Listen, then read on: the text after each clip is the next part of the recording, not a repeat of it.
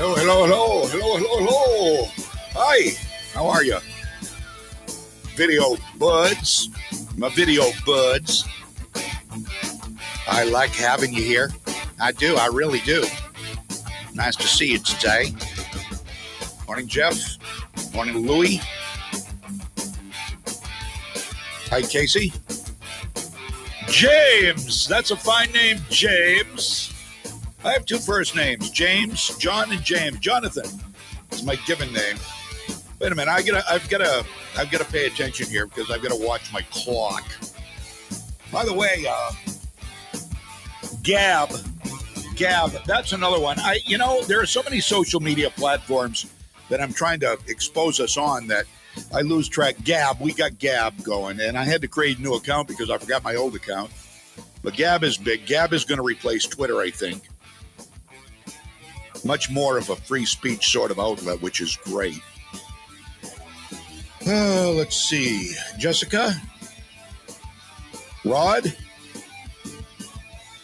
Who else is over here? Rita? Good to see you. We're coming down. We're in the final 20 seconds or so before radio airtime. See my eyeballs. Is it really that important to see my eyeballs? I don't think it is. Hi, Jeff. Cindy, good morning. All right, stand by.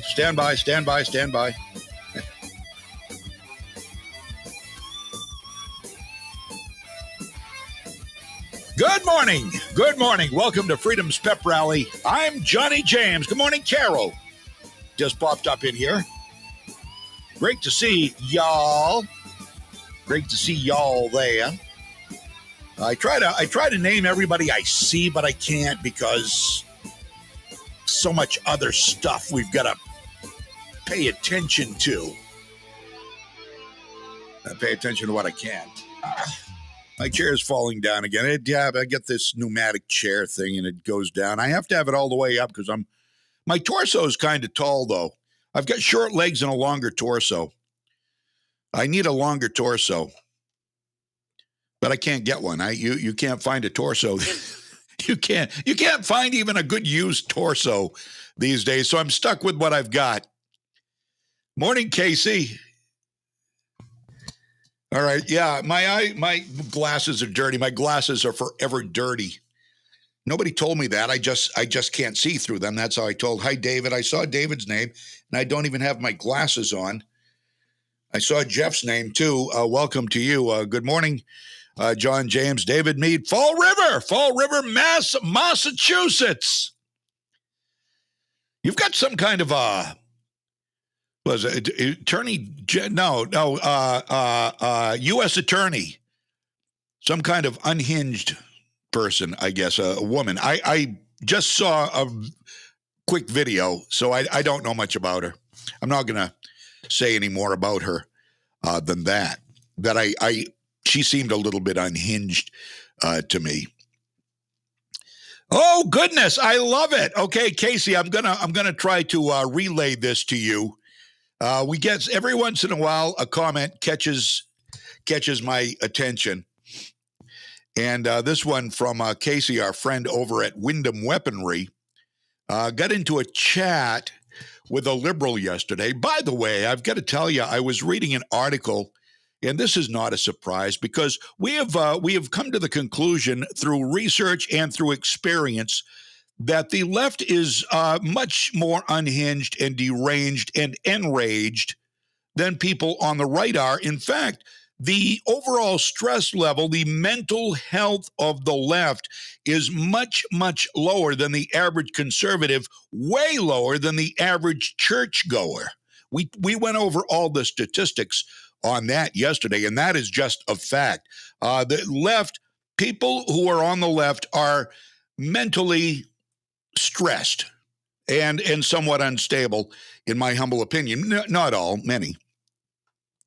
Also, I was talking with somebody. I'm going to be in Hollowell on Monday. Maybe I'll bump into Charlotte Warren. I don't know. I doubt it. It's going to be a Republican kickoff for a guy who's running in the 1st District against Shelley Pingree. His name is Ed Thielander. I talked with him for quite a while yesterday afternoon. And what an amazing guy this guy is. We're going to have him on the show. First of all, he is a 20-plus year veteran of the U.S. Navy. He's a Navy SEAL. He is a Navy SEAL. Okay? I mean, that's the cream of the crop. Our elite forces. He's a Navy SEAL, 20 years.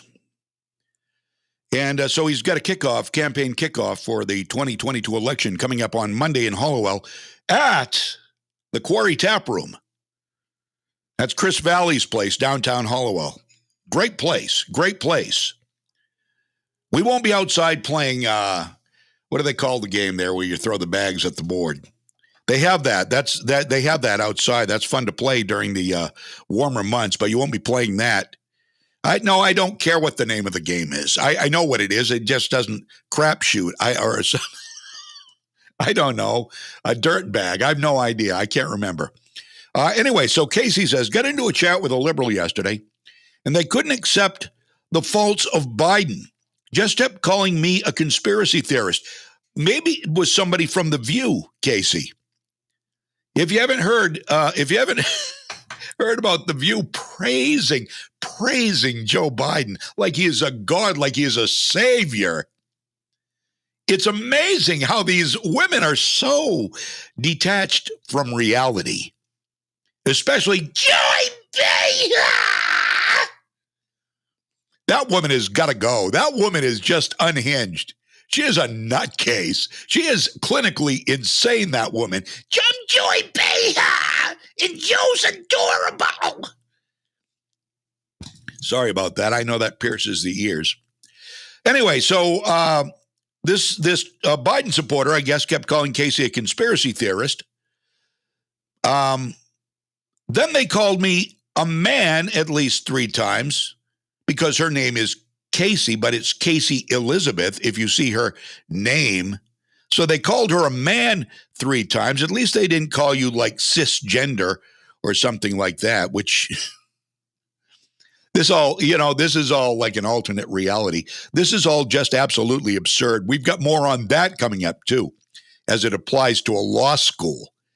Then I said, if you can't see I'm a female, maybe you should open a textbook and use DuckDuckGo rather than Google. Then they said, oh, I thought that was you in my profile pic. It is me.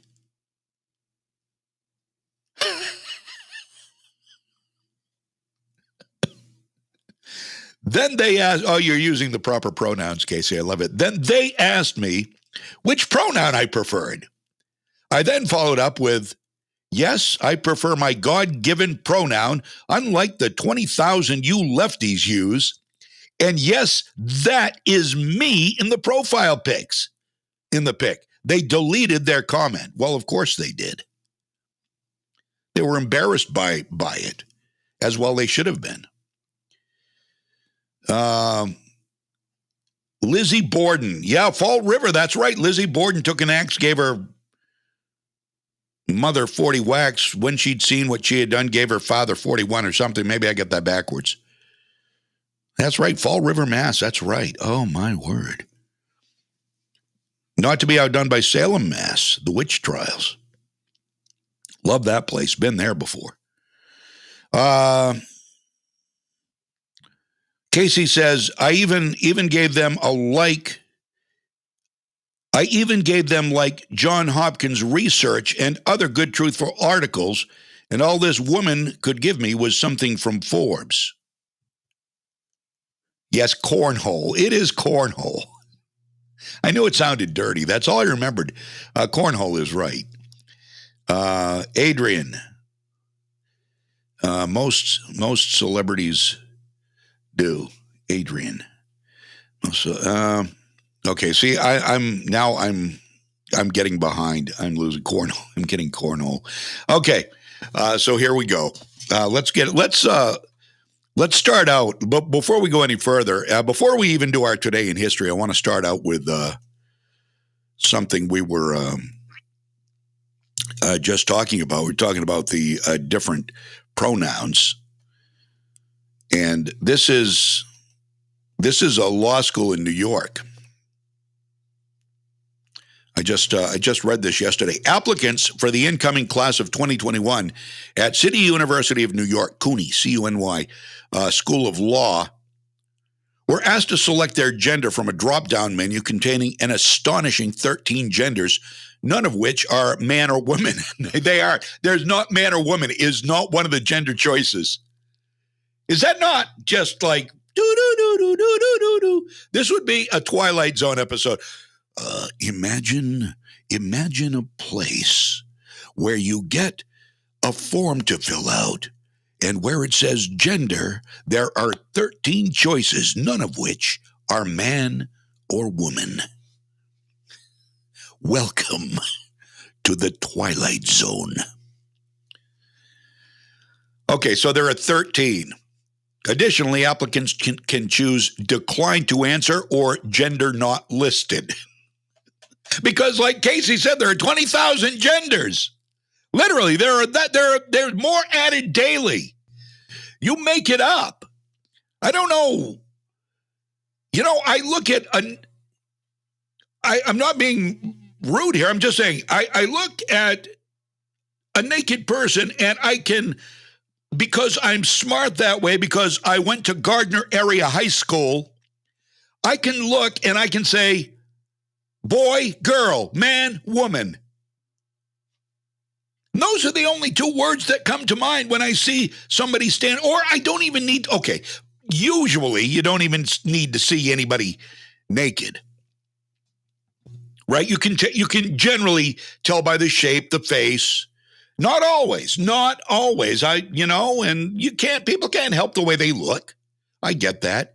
So sometimes you say, and we did this through all our lives, right?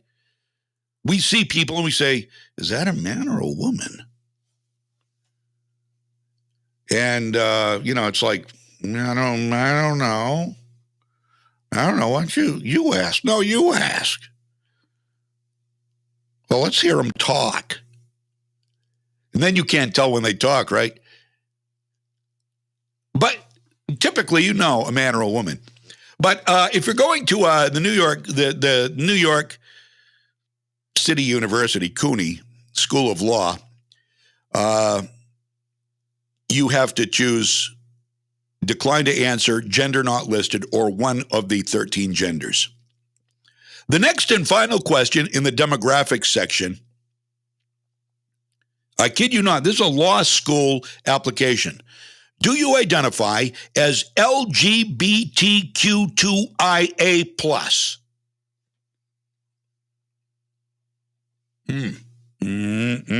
Okay.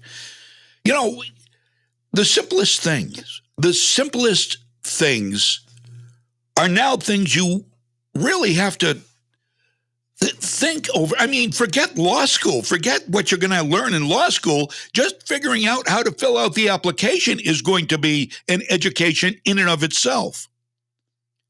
For the incoming class of fall 2022, the gender drop-down menu has been revised to add more options. Applicants can now choose questioning or unsure, trans-masculine, and trans-feminine. The options for cis-male and cis-female have been updated to say cis-man/male and cis-woman/female. The CUNY School of Law states it does not discriminate on basis of sex in its student admissions policies, but the application collects information on gender identity, not sex. I'm reading the drop-down menu right now. I think I've got it. I think I can pop it up here on the screen. If you're watching on one of our video platforms, I'll pop it up so you can take a look at it. The gender dealio. Do I have it? I'm not even sure I do. I thought I might, but no, apparently I don't. Well, it doesn't matter. I'll read them to you. It says agender, androgyne, which is androgynous, I guess. I don't know. Androgyne. I've never heard that word before. Maybe I have no idea. Bigender, demigender, gender fluid, gender queer, pangender, trans man male, trans woman female, two-spirit, a gender not listed, declined to answer, non-binary, binary, cis female, cis male.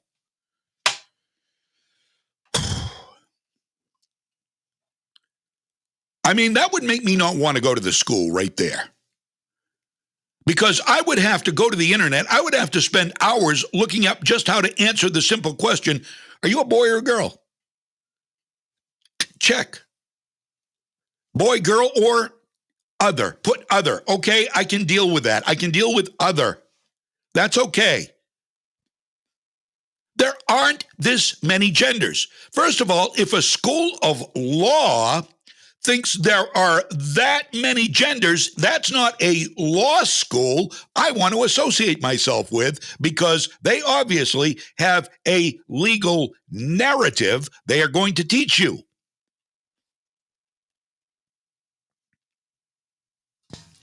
This is ridiculous. God created man. From man's rib, God took a rib and created a woman. Doesn't say anything about cisgender, bigender, demigender, androgynous, agender, two-spirit, trans, pan, gen, queer. It doesn't say any of that.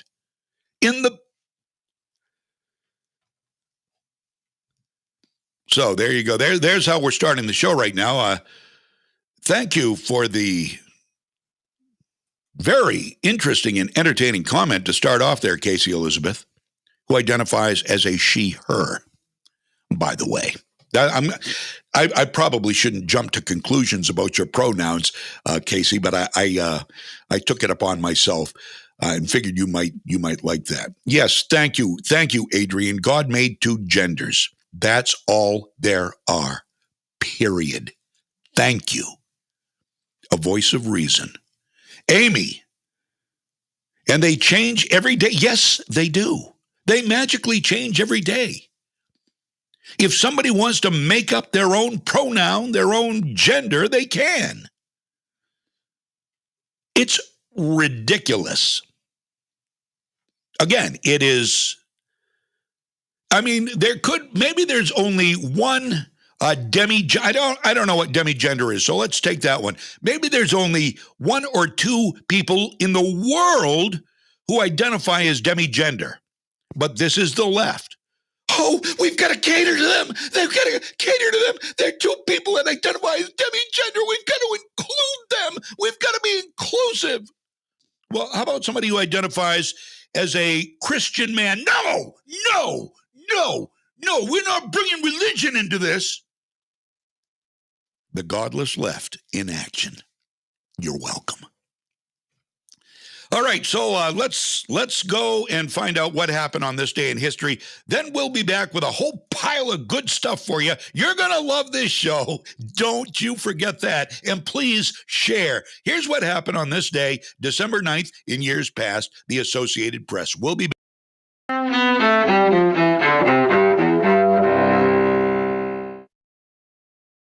December 9th, 1992. Britain's Prince Charles and Princess Diana announce they are separating. It happens more than a decade after their widely watched wedding that seemed like something out of a fairy tale. Divorce becomes final for the royal couple nearly 4 years after their split. 1854. There's not to make reply, there's not to reason why, there's but to do and die. Alfred Lord Tennyson's famous poem, The Charge of the Light Brigade, is published in Britain.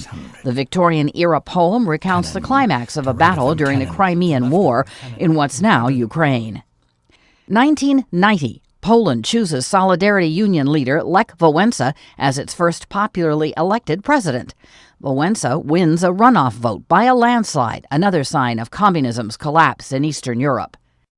And 1916, actor and film producer Kirk Douglas is born in Amsterdam, New York. Among his roles, Spartacus, Vincent van Gogh, and several tough guys. Among his children, son Michael Douglas, also an actor and film producer. Today in History, December 9th. Camille Bohannon, The Associated Press.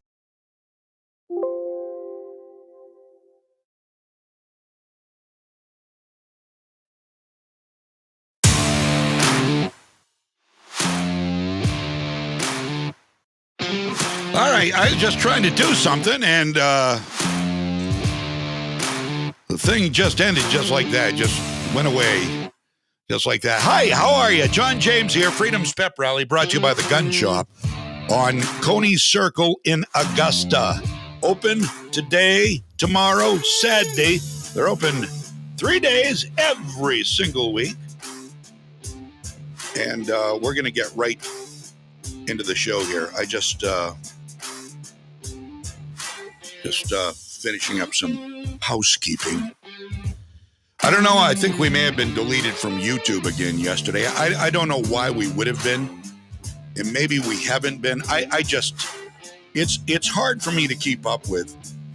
YouTube has taken us down, so we're no longer relying on YouTube. YouTube is just they're an extra. They're an extra we've got. We're on Rumble. That's all we need. We're broadcasting. If you can't find us, you can always find us on Rumble. You can always find Mike and I by going to Legacy 1160 Legacy1160.com and click on or go to Legacy1160.com/video. That would be the best way to do it. And you'll get our video right there. And if we are live on the channel on that particular day, for whatever reason, because I forgot to just click on the Rumble logo and it'll take you right to our Rumble page and you can rumble away with us. It's 9:22 right now on Legacy 1160 WSKW. John James here. We've got Shelley Rudnicki coming up this morning at 10 o'clock. And a little after that, we have a guy named Larry Klayman who is going to be here. Larry Klayman is an author. And the author of It Takes a Revolution, Forget the Scandal Industry. And we're going to be talking quite a bit about Hunter Biden's laptop. CNN, MSNBC, and this is from what I've got. CNN, MSNBC, ABC, CBS, NBC ignore New York Times bombshell report on Hunter Biden's business deal with Chinese company. That's the Chinese oil company. He and Joe Biden. This doesn't deal with, if it was just Hunter, that would be one thing, but this is all about selling power. This is all about power brokering. Hunter and Joe Biden, partners. Remember Joe Biden? I have never talked to Hunter Biden about my business dealings. Fact is, the lie detector determined that was a lie. Huge lie. The big lie. One of many lies. Laptop from hell. Miranda Devine, New York Post. Read it. Read it. Information there. There is information there. Yeah, it's a bombshell report. It's a bombshell book. And yeah, all of the networks, all of those networks I mentioned, NBC, ABC, NBC, MSNBC, CNN, none of them covered the Hunter Biden laptop. That was the biggest news of the year leading up to the election. The biggest story of the year, and they ignored it to protect Joe Biden, who is involved deeply with Hunter Biden's business and, in fact, is the taker of 10% of the profits from Hunter's power brokering. Absolute fact. Undeniable. Larry Klayman will talk to us about that. I don't have a phone number for Larry, so I assume he's going to be here. He's got the link, and he'll be here via video. That's what I always assume when there is no number, and that's great. That's fine. I'd rather have somebody on the air face-to-face, and we will see when 11 o'clock rolls around. And I literally cannot wait to talk to this guy. And I'm sure you can't wait to hear what he has to say. This Hunter Biden laptop, there are so many tentacles that reach out from this. And it includes everything from perversion with Hunter Biden and his niece and little girls in little girls. I'm talking 11, 12-year-old girls in lingerie on the wow. This and the diary that nobody wants you to know about? Ashley Biden's diary. It's real. It's got to be real. It's absolutely real. Project Veritas, James O'Keefe, his house was raided over that diary, which I don't believe he had. The diary, somebody had the diary. I'm not sure he had the diary. They took all his electronic devices. And in fact, there's been a bit of an update on this. I want to do that story right now because this is all perversion. It's all corruption. And it's all part of the Biden clan. Who like Casey Elizabeth said earlier, the leftists are standing up for Joe Biden. How great a man Joe Biden, how good a man Joe Biden. Joe Biden makes Donald Trump look like a saint. Joe Biden, who, according to the diary, Ashley's diary, Joe Biden used to shower with his little girl and she felt uncomfortable by it. According to Ashley's diary, she said it felt wrong. Joe Biden makes Donald Trump look like Mother Teresa or Father Teresa or whatever. You know what I'm saying? So, let's talk a little bit here about Project Veritas and what the latest is on that. Hold on, I just need to get back to it here. There we go. Okay, so here was the latest as of yesterday, according to Politico. A federal judge in Manhattan turned down a bid by a journalism advocacy group to make public details about the legal basis for an FBI raid last month on the home of James O'Keefe, who was a hidden camera producer and an activist. They turned them down. They turned down making this public. FBI seized cell phones in the early morning of November 6th. It was a raid. It was a raid, an armed raid, pre-dawn raid, that's how they do it, on James O'Keefe to get his electronic devices in Mamaroneck, New York. Part of an investigation that appears to center on the alleged theft of a diary belonging to Joe Biden's daughter, Ashley, in which, and they want this diary. They do not want the contents of this diary out there. They're out there now. Some of them are. I've seen the transcripts. I've seen the not the transcripts, actually the actual handwriting, copies of the handwriting from this diary. I don't know who got hold of them. I guess Project Veritas got at least copies of them. I don't know who has the actual diary. But it is clear from all that went on with the pre-dawn raid, their eagerness to get in there and get everything that O'Keefe had, it makes it pretty clear to me there is a lot of substantive reason to believe that this is a real, authentic diary, and they don't want the juicy details to get out. And who knows what some of the juicy details are. They clearly made Ashley very uncomfortable. And these happenstance, these things that happened with her dad when she was just a little girl in the shower with a naked... Oh, but Joe Biden's a great guy. Great guy. In fact, Joe Biden is, his administration is meeting secretly with media people from MSNBC, CNN, to try to get better treatment. So they are usurping journalistic standard in order when we say they are tools of the government, this is what we mean. The government is meeting with the news organizations to make sure they make Joe look good. They are a government entity, and God knows how much taxpayer funding they are getting under the table to protect the president. You don't think they're making money off this? You don't think that's why they are so, Joe is so great. I will show you a good example of what these meetings are doing coming up. Stay with me on this. So there is an update on this raid and this court order to keep everything secret and to not protect Project Veritas. According to Fox News, a federal judge is siding with Project Veritas in its request for an independent party to review the cell phones on the FBI seized, the cell phones the FBI got from him in the pre-dawn raid. Now, on Wednesday, yesterday, District Court Judge Annalisa Torres from the Southern District of New York is ordering a special master to be appointed to oversee the review of O'Keefe's devices, citing potential First Amendment concerns.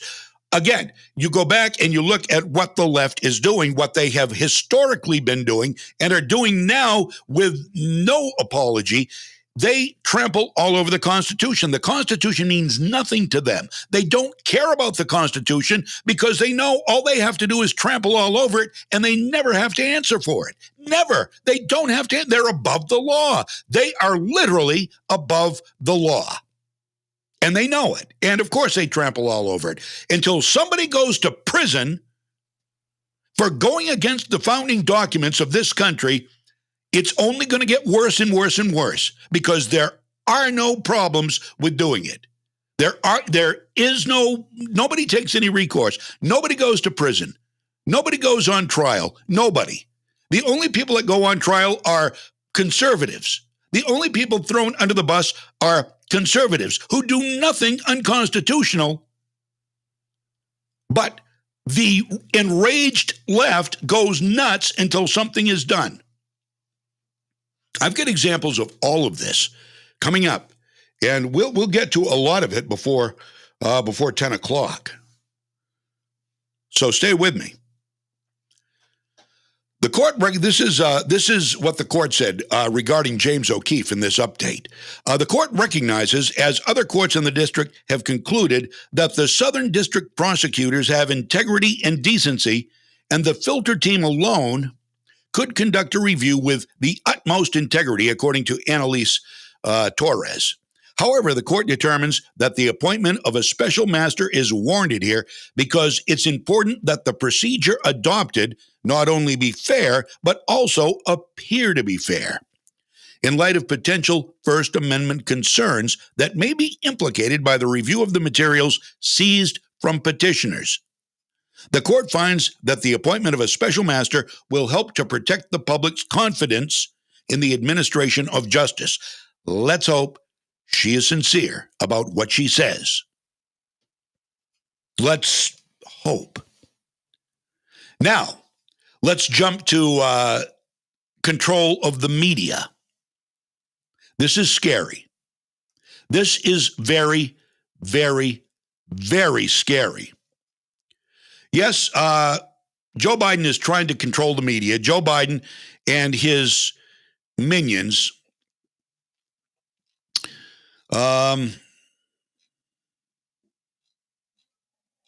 on here. I've got to get to it. There's so much stuff. As I say every morning, I know this. I get very redundant at times. But it's just amazing the amount of stuff we have every day to get to. All right, hold on. I've got to do a quick search here. Stay with me. You're not going to regret it. I'll tell you that right now. Very easy to find stuff. I just hate having to do it while I'm here on the show. But being a talk show, it's just something we can't help. All right, here we go. Got it. Took me a little longer than I had hoped. So here's what's going on in the Biden administration. On a few occasions recently, listen to this. This ought to. It won't. The leftists don't mind. The leftists only want to win. They don't care if they have to break the rules to win or change the rules. They don't care. They just don't care. They have no morality. They have no morality. They have no one to answer to. They never have to answer to anybody. They're just going around in rage all the time, threatening you if you don't do what they want you to. And that's what happens.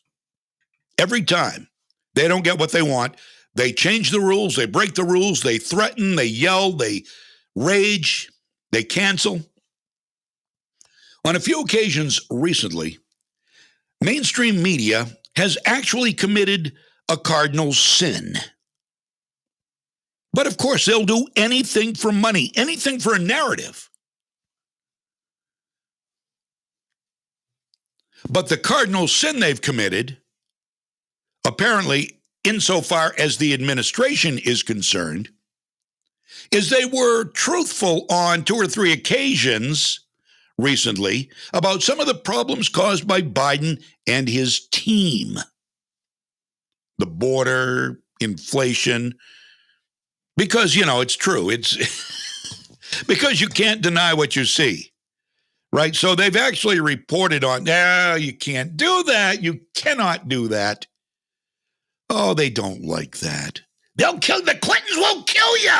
They'll kill you for it. How many have they killed, actually? Wouldn't it be interesting to know how many people the Clintons' blood trail has really been a part of?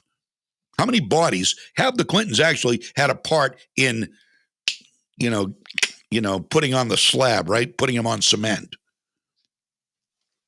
A new report in the Daily Mail is charging that the White House, listen to this. Okay, here it is.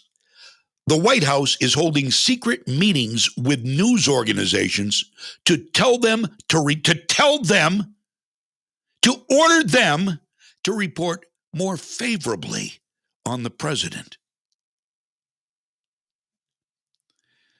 CNN's media writer, Oliver Darcy, confirmed in an online posting that the White House has not been happy with the news media's coverage of the supply chain and the economy. So it has dispatched National Economic Council Deputy Directors David Kamen and Bharat Ramamurthy, as well as Ports Envoy John Porcari, to brief major newsrooms on the issues it is having with American Pravda. Apparently, they haven't been peddling the propaganda hard enough. They've accidentally seen a little truth come out of the organizations. They don't like truth because they know Biden sucks. They know Biden is absolutely incompetent. Kamala Harris is even more incompetent. I don't know. I'd put him on an even par. Less people like Kamala Harris. She is the least likable person probably in the history of politics. Maybe even more unlikable than crying Hillary Clinton, who is going to be giving her victory, she's going to be giving her presidential victory speech on Sunday today with Willie Geist. See, we've got so many places to go and so little time to get there. Anyway, the Daily Mail also pointed to a column by Dana Milbank in the Washington Post that claimed the media treats Biden as badly or worse than Trump. What?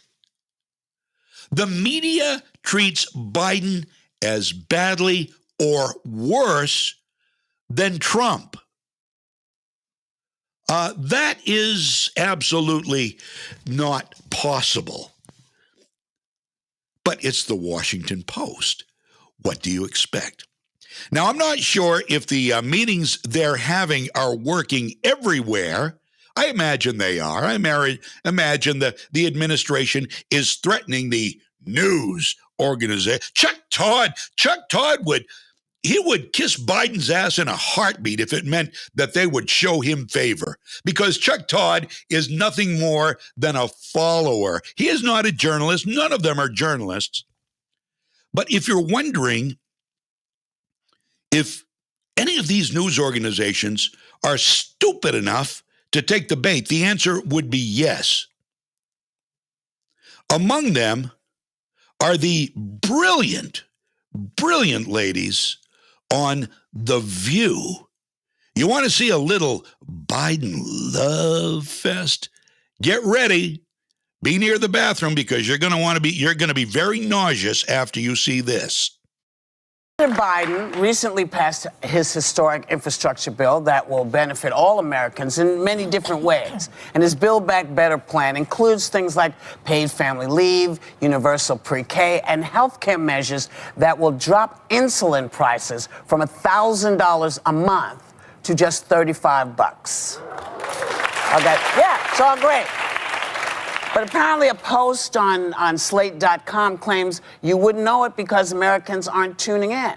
So I guess the question is, why don't people want to hear the good news for a change? Or are we so addicted to people bashing that we don't recognize good things that are meant to help us unless they're couched in a package that isn't hysterical, like, oh my God, is he going to blow up the world? I think, of course, there's a stark comparison between Joe Biden and Donald Trump, right? I thought, Donald Trump, he did such terrible things, not only to the policies in our country, but also just to the moral fabric of our country. And I think he brought the worst out in us. But, he did. And I think Joe Biden really has, in some respects, restored the soul of our nation, and that was his task. I will prefer anything over Donald Trump, and I'm a Biden fan. I voted for President Biden, and as a person who I've met, I really like him. I really do. I believe, maybe I'm naive, but I believe when the chip... I think she's right. I believe when the chips are down, Americans are going to understand that if Republicans take control of this country again, we are done as a country. We are done. Now, believe it. We are done as a country. We are done. Believe it. Believe it. I'm joined behind. I know we're done. We are done. What is wrong with her? Seriously, what is wrong with her? We are done. We are done as a country if Republicans get... no, we get back to more of the constitutional way of life. Behar. What is wrong with her brain? We are done. She's out of her mind. The woman is out of her cotton-picking mind. You can't fix stupid. And Whoopi Goldberg and Sonny Hostin know better. And whoever the blonde chick was, I like Joe Biden. I really do. Yeah. Even though he may prove to have been and still be a pedophile. Ashley's diary, his own daughter. Oh, I love Joe. He's amazing. Joe is the biggest danger to this country, probably, that we've ever had in office. Probably the biggest danger just by the fact he's totally incompetent. He can't get two sentences out in a row without... I don't know what language that is.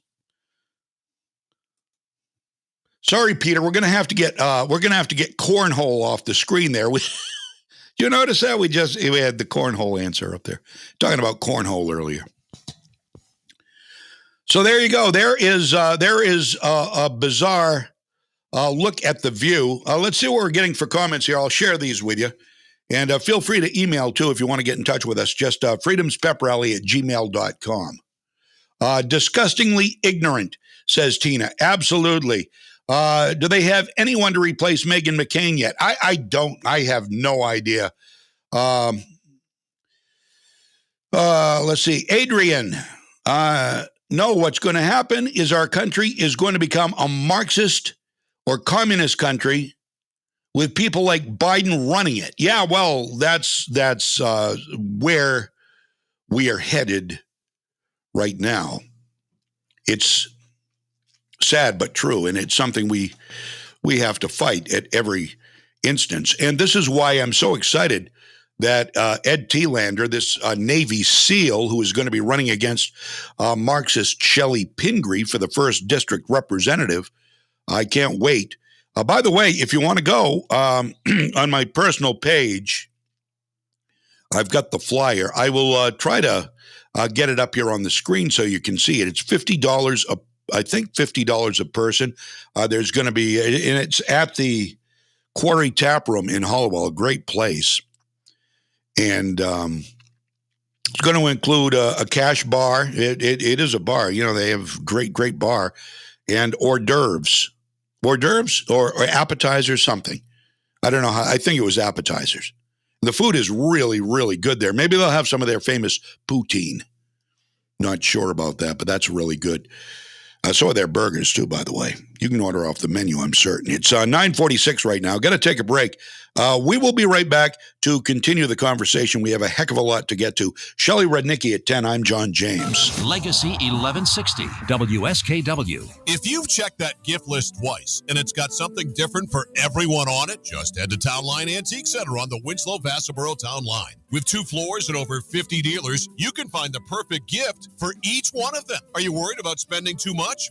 Well, don't. Town Line Antiques is here to help you with that, too. Because all December long, every booth at Town Line Antiques is offering discounts of 10, 20, 30, 40, and yes, even 50% off their selection. There's always new, cool, and unique gift ideas, including things like collectibles, furniture, artwork, signs, books, and so much more. Of course, the problem is you'll not only find lots of great gift ideas, you'll come across things that you may want to take home too. But with their December sale of up to 50% off store-wide, you can take them home, all of them, for less. So don't miss out on this Santa-sized sale with savings of up to 50% off this December at Town Line Antiques, open Tuesday through Sunday from 10 to 5 on Route 201 right on the Winslow-Vassaboro Town Line. Finish big. Test drive the 2021 Jeep Grand Cherokee L today at Haight Chrysler Dodge Jeep. Holiday savings going on right now. Finish big with the 2021 Jeep Wrangler. Experience a Jeep. Take a test drive today. 507 Lakewood Road,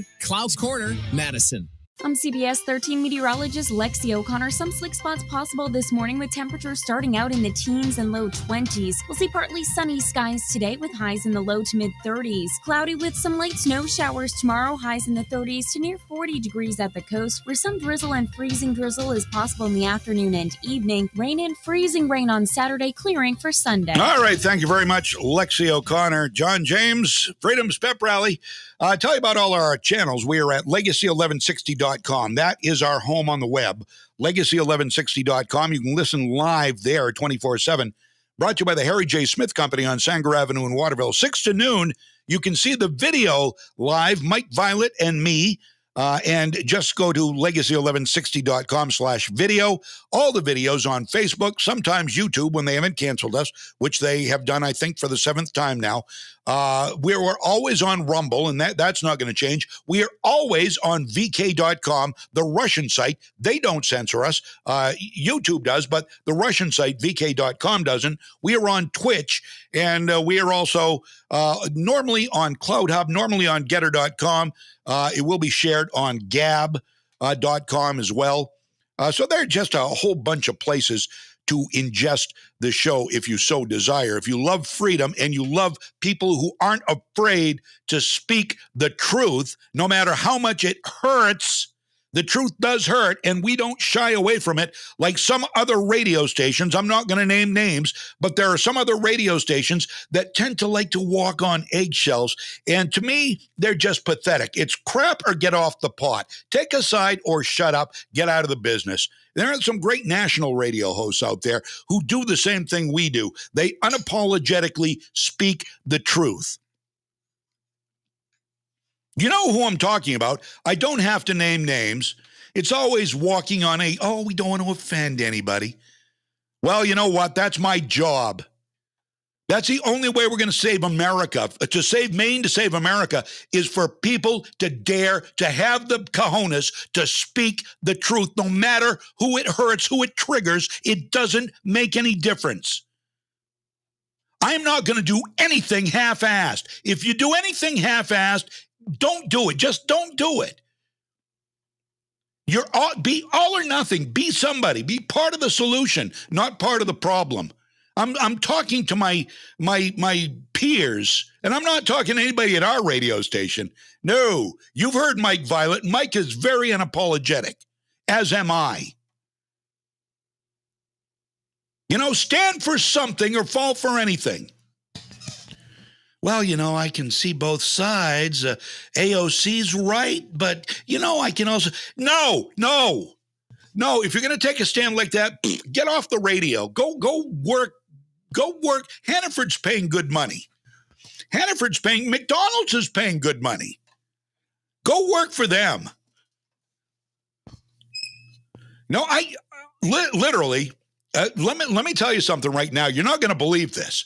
You are not going to believe this. I talked to somebody it was some restaurant, I think, and not a restaurant where you get tips. It was a fast food restaurant where they are paying upwards of $16 an hour. Maybe it was Dunkin' Donuts to get people to work.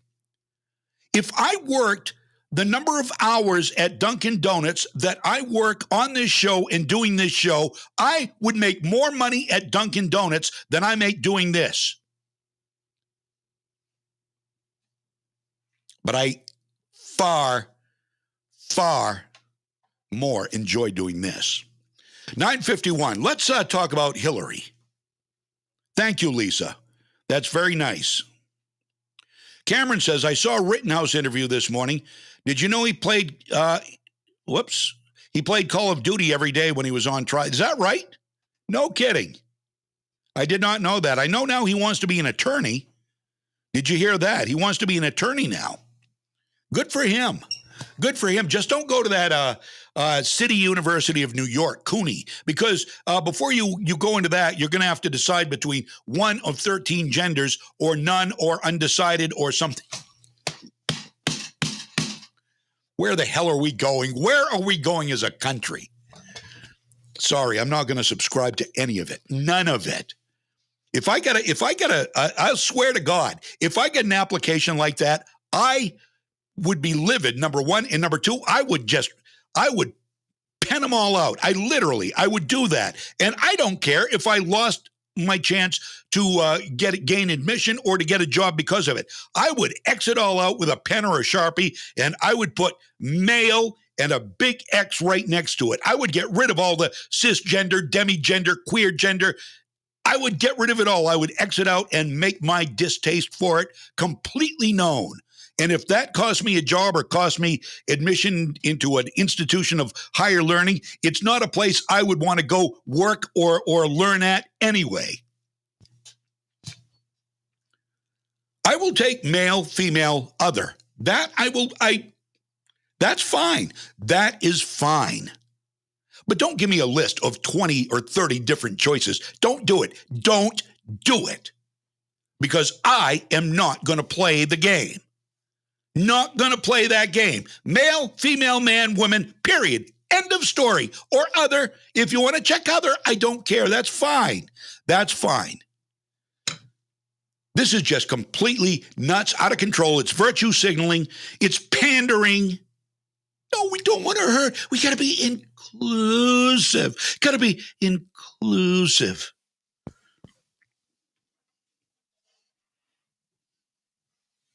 Hell no. I'll be inclusive. I'm not gonna talk down on anybody unless they trample on my rights. Then I'm gonna let it be known how I feel. Somebody wants to be, demi-joe. I don't care what you are. I really don't. We had a piece on yesterday. Talking about, I don't care what you want to be. If you want to be a transgender, that's fine. If you're a grown adult, you be what you want to be. I'm not gonna say anything negative about you, or I'll call you by whatever name you want or whatever pronoun you want. I don't care. But you start telling me that, oh, by the way, I also get a right to play on your daughter's sports team because I'm now a girl.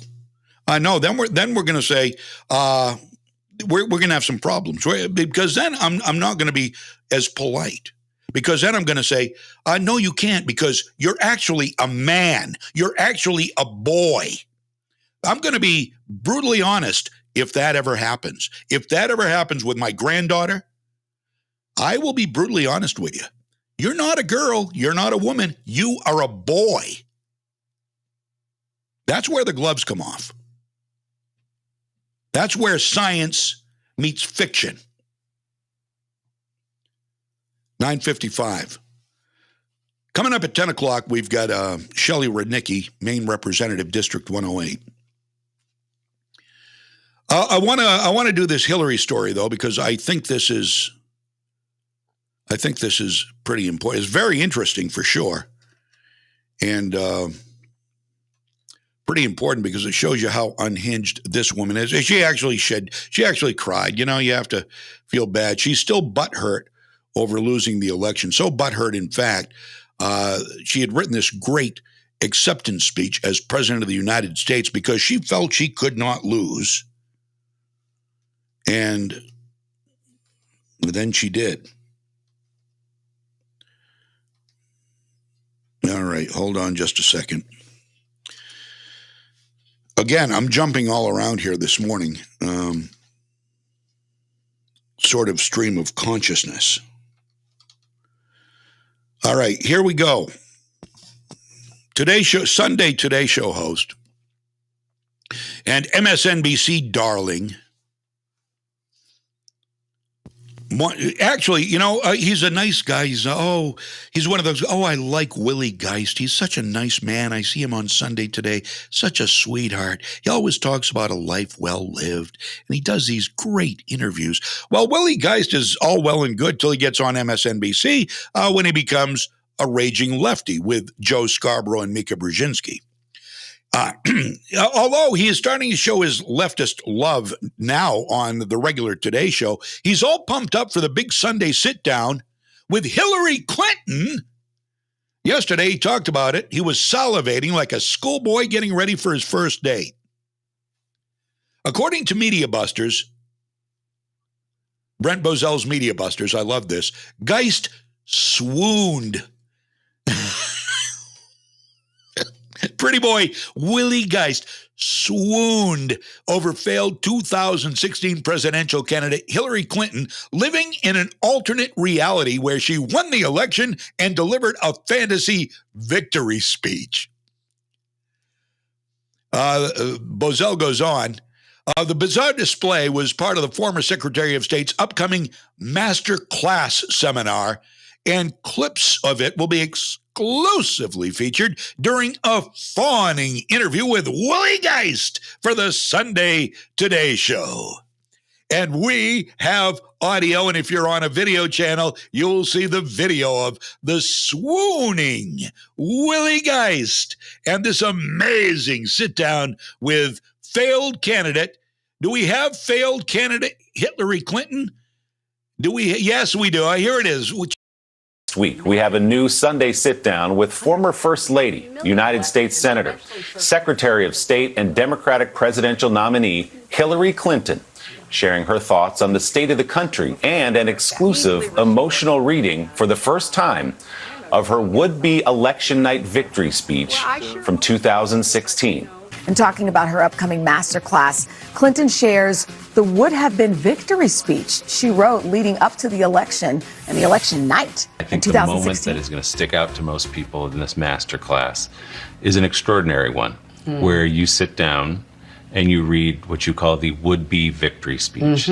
My fellow Americans, today you sent a message to the whole world. What compelled you to sit down and revisit that speech? I worked on a speech that really was about my journey and had a real emphasis on my mother's life and journey as a way of, making it clear that, yes, I would be the first woman president, but I like everybody, stood on the shoulders and lived the lives and the experiences of those who came before us. Your daughter will grow up and become the President of the United States. Now that is powerful. Yeah. Hillary's masterclass, it focuses on resilience. Ooh, wow. Oh. Hear those What is she going to teach you? She's going to teach you how to destroy evidence. That's part of the master class. Here, what you do is you take a phone and you take a sledgehammer and you take an email server and you take rocks and a sledgehammer and a Sawzall and boom, boom, boom, boom. There's the master class right now. Oh, it's so emotional. So many of the people on whoa, oh, that's amazing, Willie. How did you land that interview? Not hard to land an interview with Hillary Clinton because she will not go away.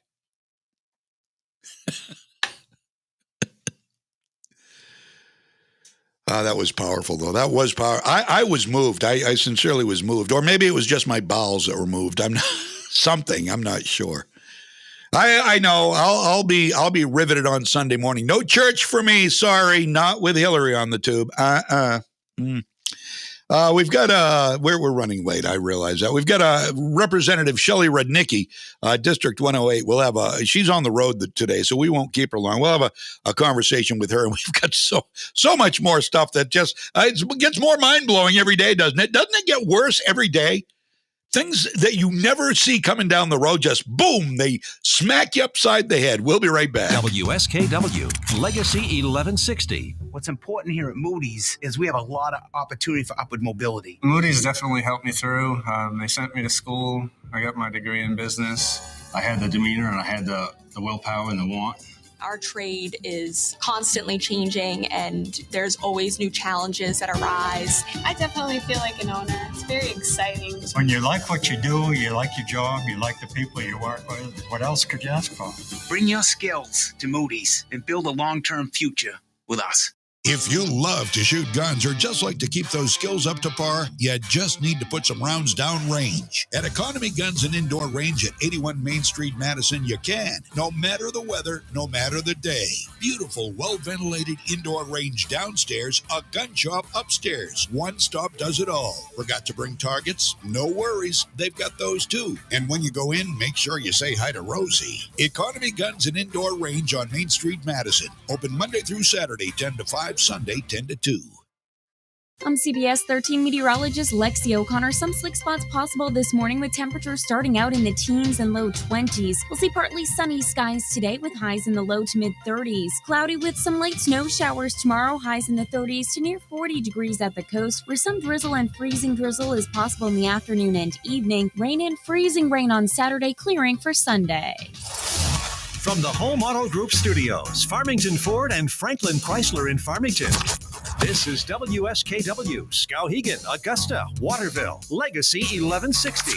ABC News, I'm Tom Rivers. First-time unemployment claims falling to their lowest level in more than 50 years. The Labor Department this morning saying 184,000 Americans filed first-time claims last week. That's down 43,000 from the week before and the lowest since September of 1969.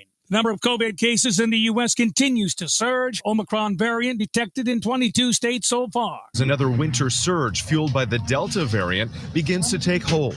At least 31 states and D.C. seeing an increase in hospital admissions. States like New Hampshire, Maine, and Wisconsin deploying the National Guard to ease the strain. ABC's Whit Johnson. 2/3 of parents with young children tell the Kaiser Family Foundation they either won't get their kids the shots or are waiting. President Biden goes to the Capitol today to attend a tribute for the late Senator Bob Dole. Dole's body lying in state at the Capitol. Funeral service is set for tomorrow at the National Cathedral. This is ABC News. A massive judgment in Texas against a bar after a deadly drunk driving crash. ABC's Jim Ryan with more. Tamara Kay Kindred had just picked up her 16-year-old granddaughter, Ajunie Anderson, from her part-time job at a Corpus Christi pizza place when they were broadsided by a man whose blood alcohol level was 3 times the legal limit for driving. The other driver was also killed in the 2017 crash. Kindred's family filed suit against Beer Belly Sports Bar, claiming that it served Joshua Del Bosque at least 11 alcoholic beverages before he got behind the wheel. A jury has awarded the family $301 billion, a record for this kind of lawsuit. Jim Ryan, ABC News.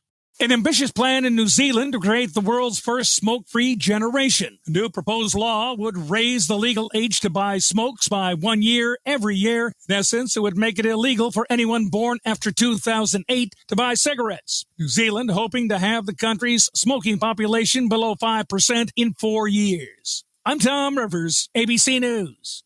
I love being able to share with our family who's listening how much we all love State Farm insurance. With surprisingly great rates, State Farm has saved us money with our car and home insurance. I mean, you're my wife. You know how much I love a great deal. So, of course, I'm going to love the great rates and great service at State Farm. It's good for my wallet and for my family. State Farm meets my needs. Plus, I get to control how and what I want for my budget. And I do it all from their award-winning mobile app. Surprisingly great rates. Like a good neighbor, State Farm is there. You know how when you order a new video game or a golf club or a blender, and then it arrives at your door and you get that little thrill? Imagine how much more thrilling it is when you order a new car. With Nissan at home, you can shop for the perfect ride and order it without ever going anywhere. Sure beats a golf club or a blender. Buy a new car entirely online with Nissan at home delivered direct from dealer to driveway. Thrill starts here. Services may vary at participating dealers, subject to applicable law. See dealer for details. Just showing off my my Kimber coffee mug. I do own a Kimber. I have a Kimber. I do have a couple of Berettas. I wear the Beretta hat. The only guns that I wear apparel for that I don't own are Glock. I used to own a Glock, and I got rid of it. I sold it. I can't remember what I traded it, actually, and I can't remember what I traded it for. It was a great gun. It was a Glock 17. It was a full-size 9mm. And I wish I'd have kept it sometime. I'll get another one at some point, probably. And the other one I wear that I don't currently have is the, excuse me. Whew. Wait a minute. I feel a choke. Okay. Okay, I'm okay. The only other piece I don't have a gun for is Wyndham Weaponry, which I have the hat right next to me here, and I wore that yesterday. And I usually don't wear any hats that I don't have, or shirts that I don't have the gun to go with it. I'm just kind of odd that way. Shelley Rudnicki is on the phone. Somebody who is not odd, somebody who is truthful, somebody who is unafraid to speak the truth, like we are here on Legacy 1160. Shelley, good morning. How are you? I'm good, John. How are you this morning? I am doing fantastic, and you are on the road again.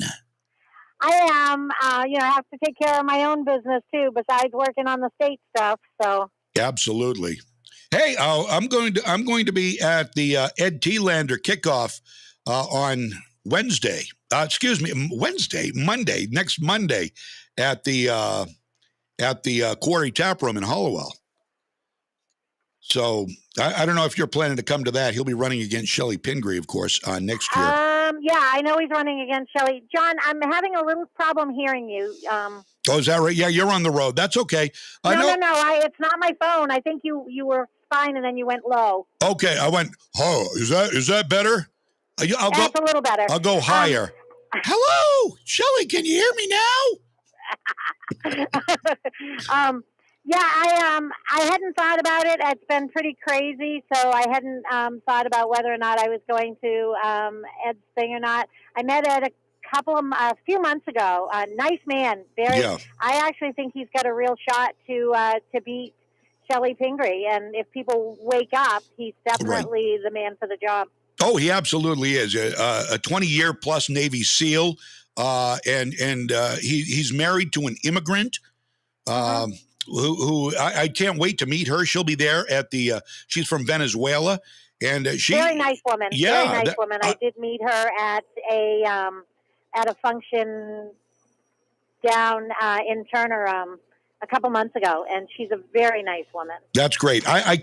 Honestly, I cannot wait to meet him and be a part of this on Monday night. So if anybody wants more information, it's $50 a person. And at my personal Facebook page, if you want me to send you the flyer, I will. All you've got to do is email me at freedomspeprally@gmail.com, and I will send you the flyer. Otherwise, you can find it on my page. So what's going on with you, Shelley? Any news from the trenches of Maine state government? A couple of things. Last minute yesterday, we got called to have a committee meeting to discuss the report that come from about Long Creek, but we didn't get the report, so they canceled the committee meeting. So that'll probably take place next week. But I did get the report yesterday, so I've started reading over that. Because they're talking about when I went, they did a report because of some of the damage and stuff that was done, and they wanted to know the reasons for the kids acting up, and some of it to me, what I read so far, I still have a lot more reading to do. I think some are excuses, but I think, and I think a lot of that goes along with the same thing that goes on with our kids in our home during this COVID situation. I've talked to parents that have had kids that are bored and kids that are, they need something to do. And I think that that's the same type of situation that's happening at Long Creek. Yeah. Is if the teachers don't come in because of whatever reason, they call out or whatever, then they expect the kids to do packets on their own or remote. And I think that causes the boredom. And I think we have the same issue. It's the same issue at Long Creek as it is at parents that are dealing with their kids at home. So yeah. We can only do so much to make a difference, but they are getting one of the things that is happening is volunteers are coming back to Long Creek, which will help with programs and things like that. I haven't read the whole report yet. I'm going to do some more of that today. It gets a little dry after a while, so I have to stop for a while. Yeah. Okay. And then the other thing that I actually heard from a colleague that happened this week is Maine is going to actually have about $800 million extra. Oh, really? And I'd like to know what people want to see happen with that money. We'd like personally give it back to the taxpayers. Right. Thank you. Absolutely. Janet's going to put in a supplemental budget. Unbelievable. Yeah, to pay for her social spending, likely. Well, yeah, of course. Unbelievable. That and her bribes. I mean, for everyone that got their $285, or they're still coming. Yeah, I still haven't. We still haven't gotten a check. I don't know if we're supposed to or not. I haven't gotten mine, but I do know some people that have gotten theirs. Yeah. They said all the way up till the end of this month, people will be getting them. All right. But so a couple of my colleagues that are on the Appropriations Committee had hearings this week where they talked about things to do with that $800 million, because they said that, we actually have extra money this year. We know how we have extra money. The federal government gave us all this extra money. So with that, people are spending that money, and that's causing revenue. So that revenue is actually giving us the opportunity to have, so it's come in, more money's come in. And, to talk about spending it, the first thing that should ever be done when we have this much extra money, especially when they've been blowing it, is give it back to the taxpayers. And I know the Senate came out with a video a few months ago that said, give it back. I totally agree with that. Give it back. Yeah, absolutely. Absolutely, yeah. We should get more than the slap in the face. And when everybody gets it, somebody just said slap in the face check. That's funny. That's good. Also, we heard yesterday, I don't know if you got the heads up on the National Guard being deployed to man hospitals because of and she'll never admit this. First of all, Dr. Shah said yesterday, I saw him first time in a long time. I've seen Dr. Shah say that he wants 100% compliance on the vaccines. And Janet Mills has deployed the National Guard to fill vacancies at hospitals. because her mandates have caused so many people apparently to leave, which she'll never admit. She just says we need more help now, and she doesn't say anything about the mandates causing it, but I'm sure they did. Oh, I'm sure the mandates caused it. Yeah, we didn't get a heads up. I mean, I found out about it in the media just like everybody else. Yep. And I was actually talking to a friend of mine whose daughter is in and out of different hospitals, and actually had some conversations about, staffing and stuff. The thing that people don't understand when they say that, oh, the hospital beds are full, and it's because the COVID wards are full. Well, a lot of that is because they're only assigning maybe, 3 or 4 beds for COVID patients. Right. And they're trying to make it sound so much worse than it is. Now, again, I believe COVID is real. I know people that have had COVID. I know people that currently have COVID. But give me a break. This is it's out of hand, and the media is making it so much worse. And I'm glad that, the courts are finally standing up to the Biden administration and saying that they can't force the mandate. In fact, my husband's company sent an email out that said they've pushed there is no mandate now. As far as, right, good. So they're pushing it back. Good. So it's just another thing that they are doing. So, good. Which is good. It's about time, but do you think Janet's going to give in? Well, you know what? If it's unconstitutional by our national constitution, how is it constitutional under the Maine Constitution? Well, I mean, from my understanding, what I understand right now, because I actually asked this question of somebody more in the know than I am. And the biggest difference is when you look at the different lawsuits, the lawsuits that have come in that they have put a stop to the mandates on, a lot of that has to do with the Biden administration overstepping their role and stepping on state rights. Right. Yeah. Okay. That's that part of it. Now, the Maine lawsuits that are coming through Maine, they are making some changes with those lawsuits. Again, I still believe that it's unconstitutional. Right. But they have to make some changes onto what they're doing for that. So there's still a lot of lawsuits out there. There's still things going on out there when it comes to that. But it's such a slow process, and it really affects people all across the board on how it's working.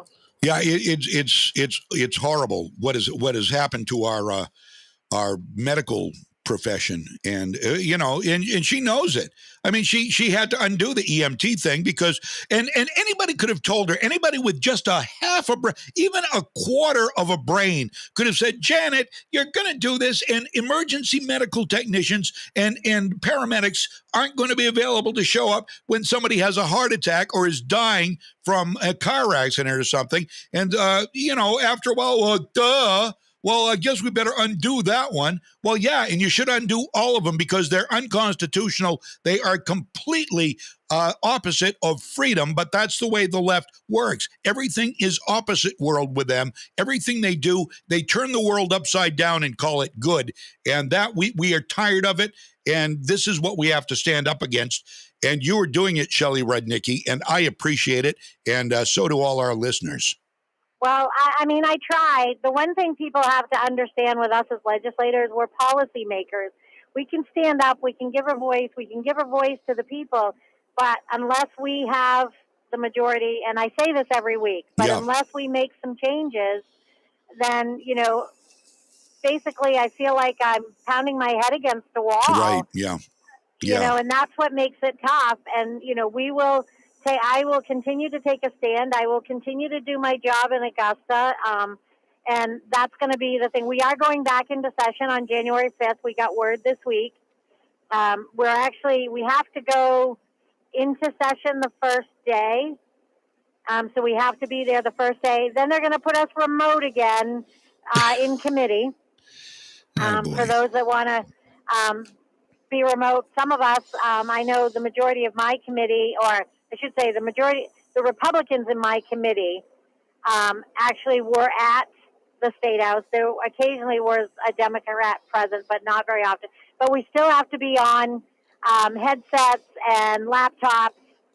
So it's not the same. I think we do a disservice to the Maine people by not letting them come in front of us, because what happens in committee, and I know I've said this in the past, but what happens in committee is we end up hearing from more lobbyists, more of these, I don't necessarily say they're lobbyists, but these people but they really are lobbyists. They're lobbying for their particular issues. And these people that run certain agencies, and that's who we end up hearing from, rather than real Maine people. Right. Yeah. And it's hard because at least when we're in session and they can come in front of us, we have to look them in the eye.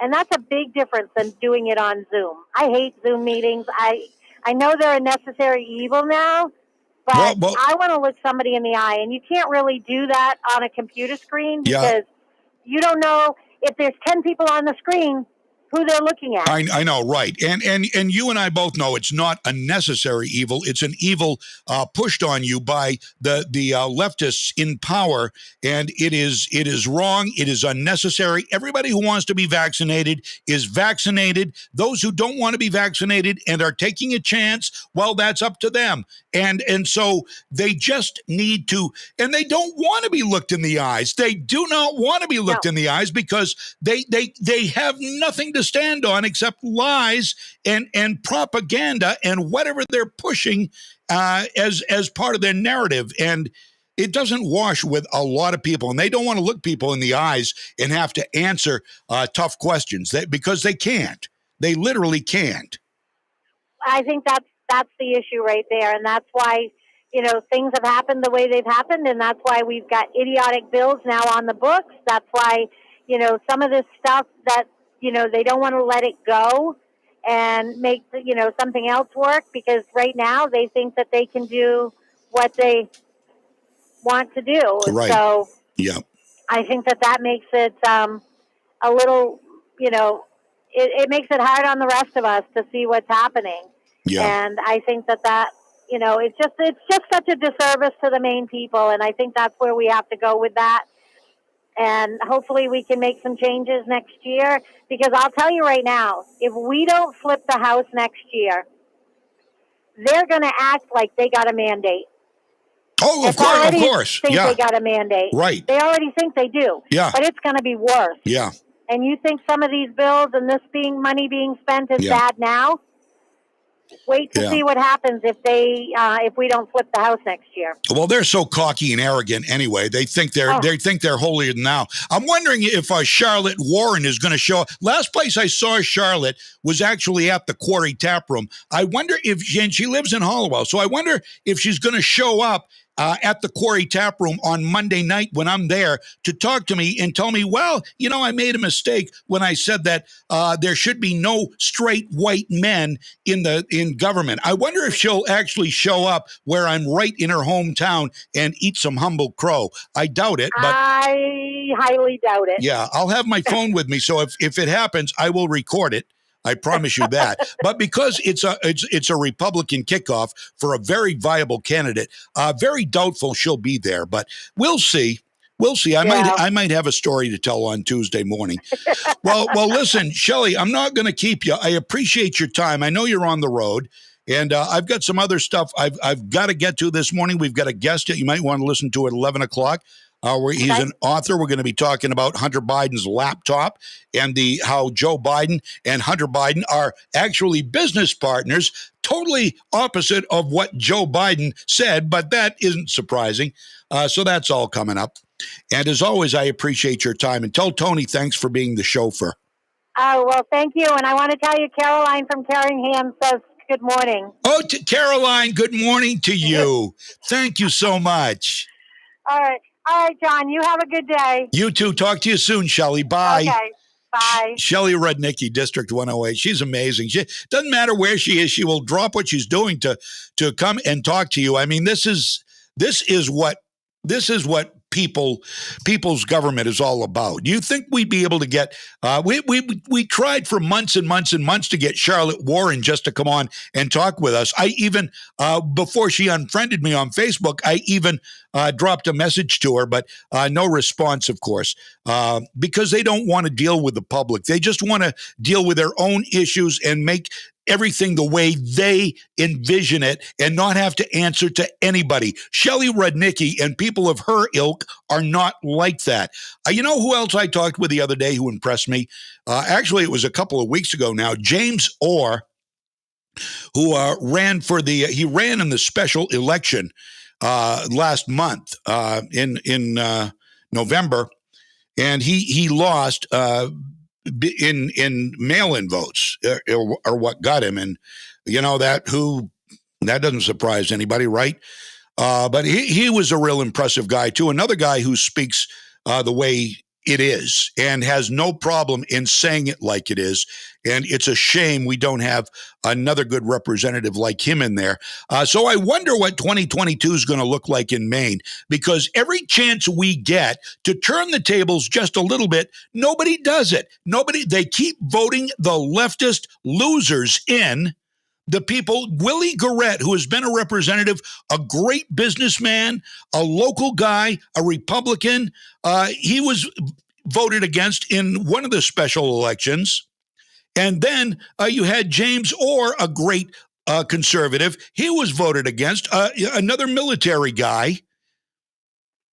And now we've got a chance to elect Ed Thielander in place of what the hell has Shelley Pingree even done during her years in Congress? What has she even done? Can somebody tell me one thing Shelley's done besides sit on the House floor weeping, holding hands, and singing "We Will Overcome" because they couldn't get the gun control they wanted? What else has she done? What has she done? She's not a voice. You don't hear her voice. You never hear from her unless it's on Woke Center Maine. They feature her on Woke Center Maine every once in a while. But she does nothing. Ed Thielander, I believe, would be different. He'd be a lot different. As I said, I spoke with him. And by the way, the campaign kickoff is going to be at the Quarry Tap Room in Hollowell, 5:30 on Monday. $50 a person, cash bar, appetizers, and a Navy SEAL of 20 plus years. Just an amazing story. And married to an immigrant from Venezuela with a story of her own. I'm dying to hear. So there are all kinds of reasons you should be in on this, if for no other reason, to support a great American who has actually signed on the dotted line to give up to and including his life for American freedom, which is under assault by the radical left.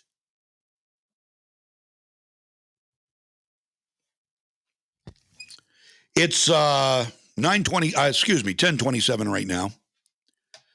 Unmask the kids. For the love of all that's holy, unmask our kids. They're doing it in Florida. Kids aren't dying in Florida. And guess what? They just did an experiment in Massachusetts. And you won't believe the outcome. Stick around. Coming up on Legacy. Legacy 1160, WSKW. What's important here at Moody's is we have a lot of opportunity for upward mobility. Moody's definitely helped me through. They sent me to school. I got my degree in business. I had the demeanor and I had the willpower and the want. Our trade is constantly changing and there's always new challenges that arise. I definitely feel like an owner. It's very exciting. When you like what you do, you like your job, you like the people you work with, what else could you ask for? Bring your skills to Moody's and build a long-term future with us. If you've checked that gift list twice and got something different for everyone on it, just head to Town Line Antique Center on the Winslow-Vassaboro Town Line. With 2 floors and over 50 dealers, you can find the perfect gift for each one of them. Are you worried about spending too much? Town Line Antiques is here to help with that too, because all December long, every booth at Town Line Antiques is offering discounts of 10, 20, 30, 40, some even 50% off their selection. There's always new, cool, and unique gift ideas, including collectibles, furniture, artwork, signs, books, and so much more. Of course, the problem is you'll not only find lots of great gift ideas, you'll come across things you may want to take home too. But with their December sale of up to 50% off store-wide, you can take them all home for less. So don't miss out on this Santa-sized sale with savings up to 50% off this December at Town Line Antiques. Open Tuesday through Sunday from 10 to 5, Route 201, right on the Winslow-Vassaboro Town Line. If you love to shoot guns or just like to keep those skills up to par, you just need to put some rounds down range. At Economy Guns and Indoor Range at 81 Main Street, Madison, you can. No matter the weather, no matter the day. Beautiful, well-ventilated indoor range downstairs, a gun shop upstairs. One stop does it all. Forgot to bring targets? No worries. They've got those too. And when you go in, make sure you say hi to Rosie. Economy Guns and Indoor Range on Main Street, Madison. Open Monday through Saturday, 10 to 5. Sunday, 10 to 2. I'm CBS 13 meteorologist Lexi O'Connor. Some slick spots possible this morning with temperatures starting out in the teens and low 20s. We'll see partly sunny skies today with highs in the low to mid 30s. Cloudy with some light snow showers tomorrow, highs in the 30s to near 40 degrees at the coast, where some drizzle and freezing drizzle is possible in the afternoon and evening. Rain and freezing rain on Saturday, clearing for Sunday. Thank you very much, Lexi O'Connor. It's 10:30 right now. John James at your service. Coming up at 11 o'clock, we have Larry Klayman. He is actually the founder. You probably have heard of this. He's the founder of Judicial Watch. Heard of that? Everybody's heard of that. So he founded Judicial Watch. He's the author of It Takes a Revolution, Forget the Scandal Industry. And we're going to be talking about Hunter's laptop and how the government has literally gone rogue on its people, on us, we the people. And this is a call to arms. Now, I don't know if that is an analogy or what it is, but we'll talk to him about it. And I'm sure this is going to be a great conversation. I'm looking forward to Larry Klayman. He'll be coming up at 11 o'clock. Let's talk a little bit about COVID and Fauci and Massachusetts. What's going on there? We'll start with Fauci here. We're now in the, by the way, I don't know if you're keeping track, but I am trying. We are now in the 88th week of our 2 weeks to flatten the curve on COVID-19, with no end in sight either, by the way. Now, Governor Janet Tyrant Mills has turned to the National Guard to help out hospitals, which are understaffed because of our vaccine mandates. Dr. Shah said yesterday he would like to see 100% compliance on the vaccines. So even though the VAERS data shows that they have hurt literally hundreds of thousands of people and killed many thousands of people, you should not just throw that. Now, you aren't supposed to know that. He doesn't talk about that. He does not talk about that. He will not. Dr. Shah, who I gave a chance, I liked him at first. He was very good. He was very approachable, it seemed. But the more we go through this, and he does not give you informed consent, he does not hold you to the same standard that he holds himself to. He knows what's going on. He knows there's VAERS data, and he knows he should know. But you apparently shouldn't know because he never mentions it. In fact, look up Dr. Shah and Peter McCullough. They did a dual like a Zoom thing, and Dr. Shah was none too forthcoming. So he's part of the swamp. Dr. Shah has proven to be part of the swamp. Mills and he are like they are yoked. They are like in a yoke together. They are linked. They are of the same mindset. That get the vaccine, everybody get the vaccine, get it. Don't question it, get it. No, there's nothing to VAERS. No, there's nothing to see here. Even though more than 750,000 adverse effects have been reported to the VAERS site, that's like 1% of the actual number, according to their own data. You aren't supposed to know. You know No, you don't know that. No, you can't know that.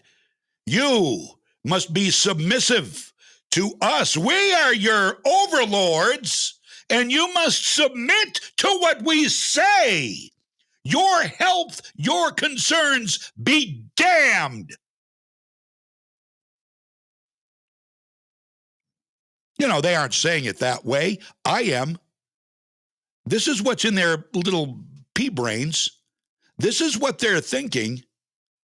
And don't think for a minute they aren't getting pissed at those of you who won't submit. They sure are. You see them. Oh, let me, before I forget, I've got this piece of audio here, video for those of you watching. There are plenty of sheep out there. Here is a woman who got the Pfizer vaccine. You remember, if you into pop music, which I was and still am to some extent, you've heard the song. I think Beyonce did it. "Girl on Fire." This girl is on fire. I like the song. I did. Well, it's been rewritten by one of the vaccine tyrants, one of the vaccine Nazis, and a true sheep. Here she is. Listen to this. Pfizer! This girl is on Pfizer! She's hopped up on Pfizer!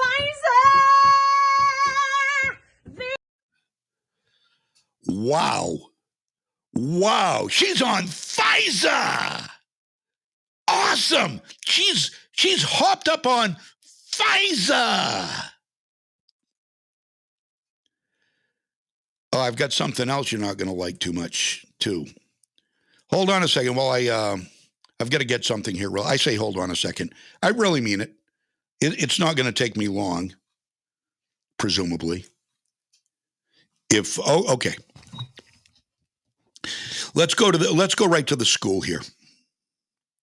Officials in Massachusetts, in a Massachusetts high school, have done something that is not, let me just say, it's frowned upon by the teachers' unions. It's frowned upon by those in power. They have undone the mask mandate in their school. You can't do that. You can't do that.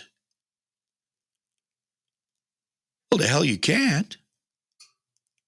Well, yeah, actually, you can do that, and this school did do that. The state allowed Hopkinton High School. That's where the Boston Marathon begins. Allowed the high school to lift the mandate after it reached 80% vaccination threshold.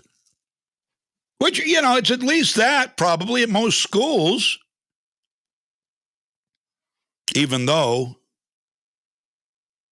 studies suggest healthy kids stand to risk more by taking the vaccine than not taking it.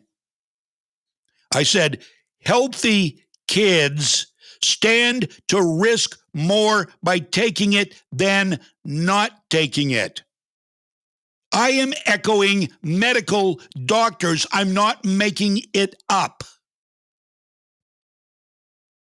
Hopkinton School Committee voted last week to extend their trial of no masks, for 3 weeks. Officials said one student tested positive for COVID-19 since the trial began November 1st. But the student contracted the virus outside of school. There was no evidence of any COVID transmission in the school building. And as you know, as we've said, the vaccines do not stop you from getting it, nor do they stop you from spreading it. Not one case in over a month, maskless. They are free. Their morale is up. Listen to this. Listen to this. The pilot is far more successful than I anticipated, said Nancy Kavanaugh, the chairman of the school committee. Boston.com reported a survey found 70% of students and staff saw an improvement in their learning experience and morale. So why in the actual hell are we keeping our kids maxed in school? Why? Because the teachers union says you have to?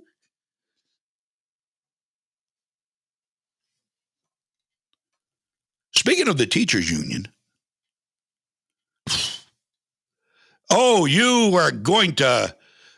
your blood is going to boil when I tell you this. The chief of the Catholic League has informed the president of the National Education Association, the NEA, that one of its board members, who is a teacher, said unvaccinated individuals deserve to die.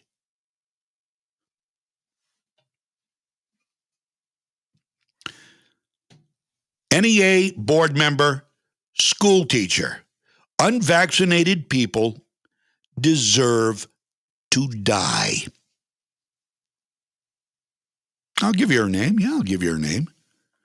A report from the Daily Caller News Foundation this week explained Molly Page Mumau, a teacher at a Pennsylvania school and board member for the NEA, said on Facebook, apparently referring to an individual, quote, he and his ilk deserve whatever comes their way, including losing jobs, getting sick, and perhaps dying from the virus. But in the meantime, he's going to put all the people around him in danger. Negative, you moron.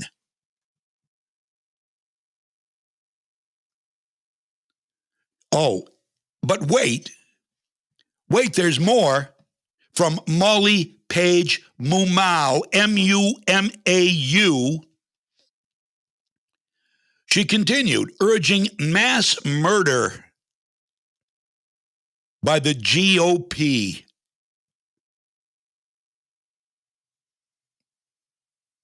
This is the left. Show me somebody on the right who is this unhinged, deranged, and in a powerful position. Oh, Donald Trump, go shut up. Here's what she said. Quote, I don't know why the GOP doesn't just take those guns they profess to love so much and just start shooting all of their constituents who think this way. It would be quicker and ultimately safer than putting me and my friends and family at risk. Molly Page Mumau, Mumau.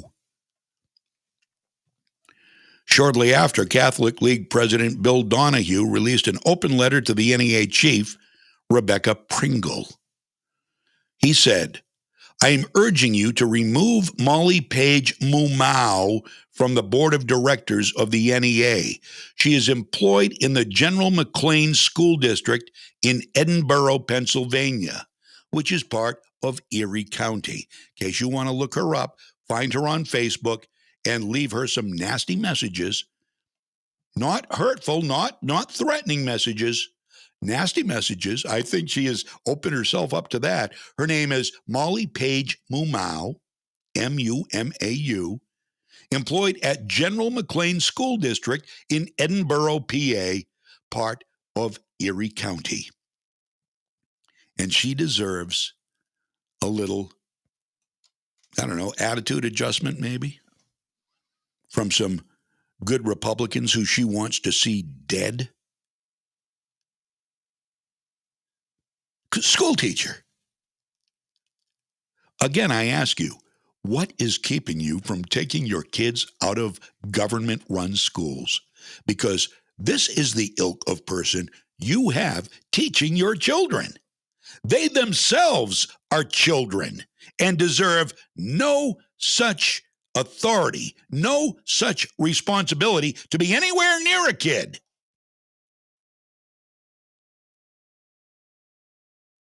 Tell every kid in your class, Molly, Jolly Molly, tell every conservative kid in your class that if their parents are unvaccinated, you want to see them dead. Go ahead. That's the way you feel. Say it. Say it to them. You said it on Facebook. Probably some of them saw it because you are an idiot.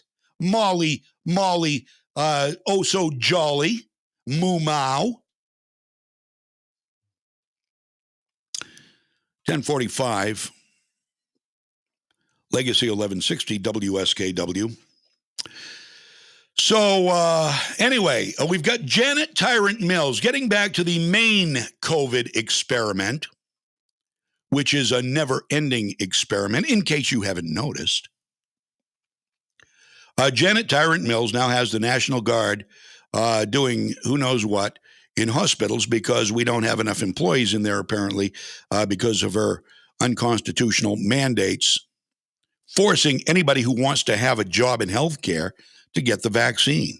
And many of the vaccine Nazis out there on the left are doing the same thing, like this Molly Moomau. There are plenty right here in our own community who wear masks. They could be climbing a freaking tree all by themselves, up at the top of a tree, bird watching, and they'd be wearing a mask. You know what that is? That is paralyzed by fear.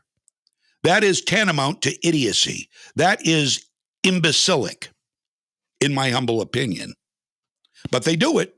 And those are the ones who would just as soon dress you down in public for not wearing a mask as they would wear a mask 60 feet up a tree bird watching. So even as all this goes on in Maine, and we continue to fall apart, the definition of fully vaccinated is getting ready to change. So if you've used your individual freedom, which you have, by the way, still in this country, to not get the vaccine because you're entitled to that, the left wants to say, shame on you, you're killing us. You should die. The uptick in COVID is all your fault. Well, it's not, because the vaccinated are spreading COVID around to the vaccinated. This is all such a farce. You can't make it up. So now to be fully vaccinated, you may need to get your 2 shots and a third to be protected from the Omicron variant, or Omicron, whatever today's flavor of the pronunciation is. Here is Dr. Anthony Fauci on CNN, and he's here to tell you that, yeah, you're going to need those 3 shots, and we're going to be changing the definition on fully vaccinated. Pfizer's chief scientific officer said this morning on CNN that he thinks fully vaccinated against Omicron, it means 3 doses. So do you think the definition of fully vaccinated should now change? Well, you know, as you say, it's a technical, almost semantic definition, and it is the definition for requirements. If someone says, are you fully vaccinated to be able to attend class in a university or a college or be able to work in a workplace? Right now, Kate, I don't see that changing tomorrow or next week. But certainly, if you want to talk about what optimal protection is, I don't think anybody would argue that optimal protection is going to be with a 3rd shot. Whether or not it officially gets changed in the definition, I think that's going to be considered literally on a daily basis. That's always on the table. Always on the table, because this discussion's been going on for a bit. And I was just kind of, with this data coming in this morning, I'm kind of stuck with, is it a matter now of when, not if, the definition of fully vaccinated changes? You know, my own personal opinion, Kate, is what you said is correct. It's going to be a matter of when, not if. When, not if. To be optimal, you'll need the 3 vaccines. For now, 3 is now optimal. How long before 4 is optimal? 5, 6, 7, 8. The U.S. and Canada are buying booster shots for years to come. They're stocking up on booster shots for years to come. Oh, to have bought Pfizer stock before this all started. Rich are getting richer, but they hate the rich. But they hate conservatives more. Read an article where leftist students are much more likely to have disdain for the opposite party than conservatives are. They will not be friends. More leftists will refuse to be friends with anybody on the right than vice versa. Why? Because they are in a constant, perpetual state of rage, and they can't help themselves. So anyway, there's what Overlord Fauci has to say about 3 vaccines being optimal. And do you want to have a family gathering this Christmas? Pay attention to this. Here again, media darling, making the rounds as always. Here is Overlord Dr. Fauci talking with the Washington Post, affectionately the WAPO. Here he is. Listen. You get vaccinated and you have a vaccinated group and you are in an indoor setting, you can enjoy, as we have traditionally over the years, dinners and gatherings within the home with people who are vaccinated. And that's the reason why people should, if they invite people over their home, essentially ask and maybe require that people show evidence that they are vaccinated. Whoa! Oh! Hold on. Did you catch that? Did you hear what he said? Before you allow family and friends into your home, demand they show you their papers or you turn them away at the door. I want to see your proof of vaccine. Excuse me? Hello? Earth to Dr. Fauci. Is there any question after that this guy is completely and totally out of touch? You should ask people you invite to your house. You should demand they show you their proof of vaccination. I don't trust you, Aunt Hilda. You show me your proof or you get the hell out of my yard. Merry frickin' Christmas. Anthony Fauci, God love his evil black little heart. Unbelievable. Oh, let me see here. Getting a lot of comments here. I'm going to try to go through these.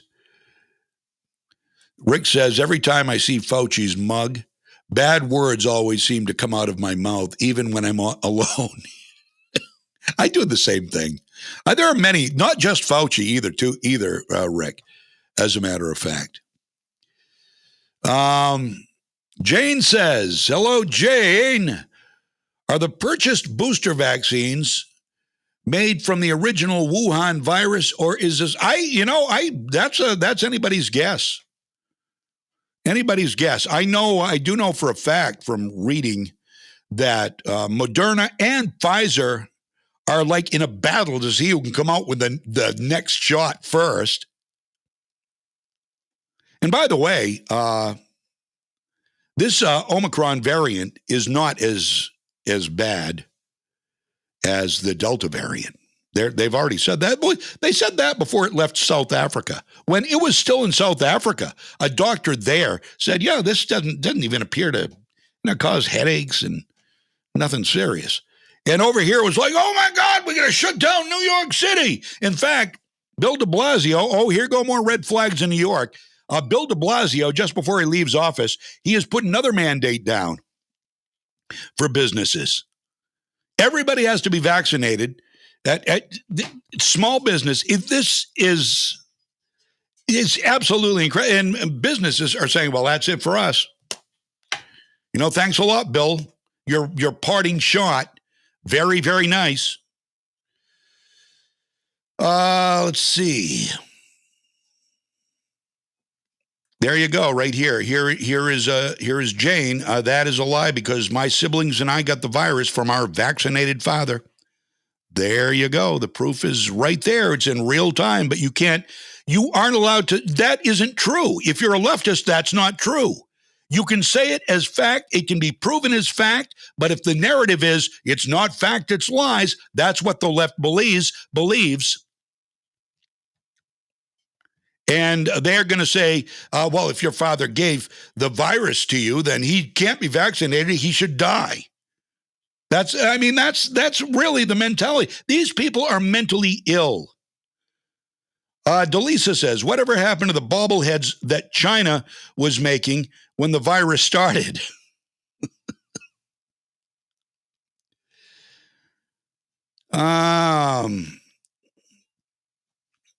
Zara, but maybe someone needs to follow him to see the rules he breaks that he may. Oh, yeah. They all do the same thing, Zara. They all do the same thing. They it's do as I say, not as I do. And, still to this day, they're going out and they're doing things without masks. It doesn't apply to them. Because they're the elite class. They don't have to answer for their sins. Only we do. It's only us. They are pushing lockdowns in the UK. Yeah, this is, and they'll be pushing them here soon again, I'm sure. And the lockdowns completely and totally backfired. But the left think, they work, thank God for the lockdowns. These people are living in an alternate universe. They deny real science. They love junk science because any science that the left says is real science in their puny little undeveloped brains or underdeveloped brains. I don't mean to be rude. I guess I was kind of rude, wasn't it? How much time do we have here? I don't know if I've got time for the compliance video or not. That's great. No, I don't. We've got coming up at the top of the hour, we're going to be talking a lot about what is going on in this country. The left is taking over. They are taking over. And this is, so to speak, a call to arms. Larry Klayman is an author, the founder of Judicial Watch. Let me tell you about a little bit about Larry Klayman. The book that he's written is It Takes a Revolution, Forget the Scandal Industry. You can find a picture of the book cover at the Legacy Facebook page and at my Facebook page. And Judicial Watch, he's a current chairman of Freedom Watch, too, by the way. A couple of great nonprofit organizations. You've heard of them both, I'm sure. Judicial Watch and Freedom Watch. He's a huge part of both. Imploring Americans to turn away from the scandal industry of the cable news networks, which enrich themselves by magnifying crises, if not creating mass panic to boost ratings and advertising dollars, and offering false hope to lure viewers that there will be justice to remedy government corruption. The author of It Takes a Scandal, Larry Klayman,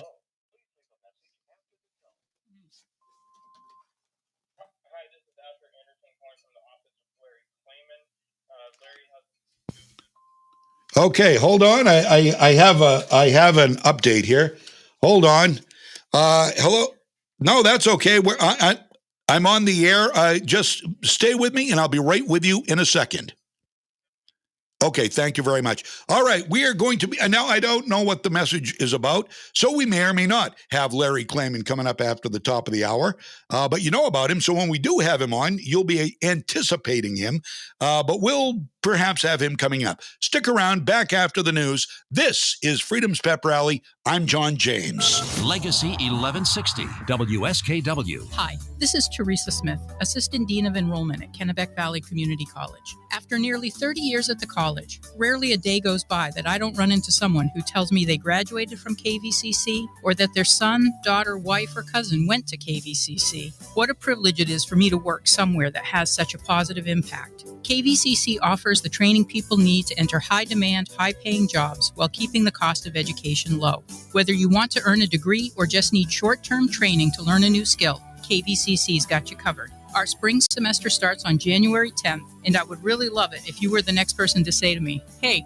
don't you work at KVCC?" Please check us out online at kvcc.me.edu or call 453-5822. That's 453-KVCC.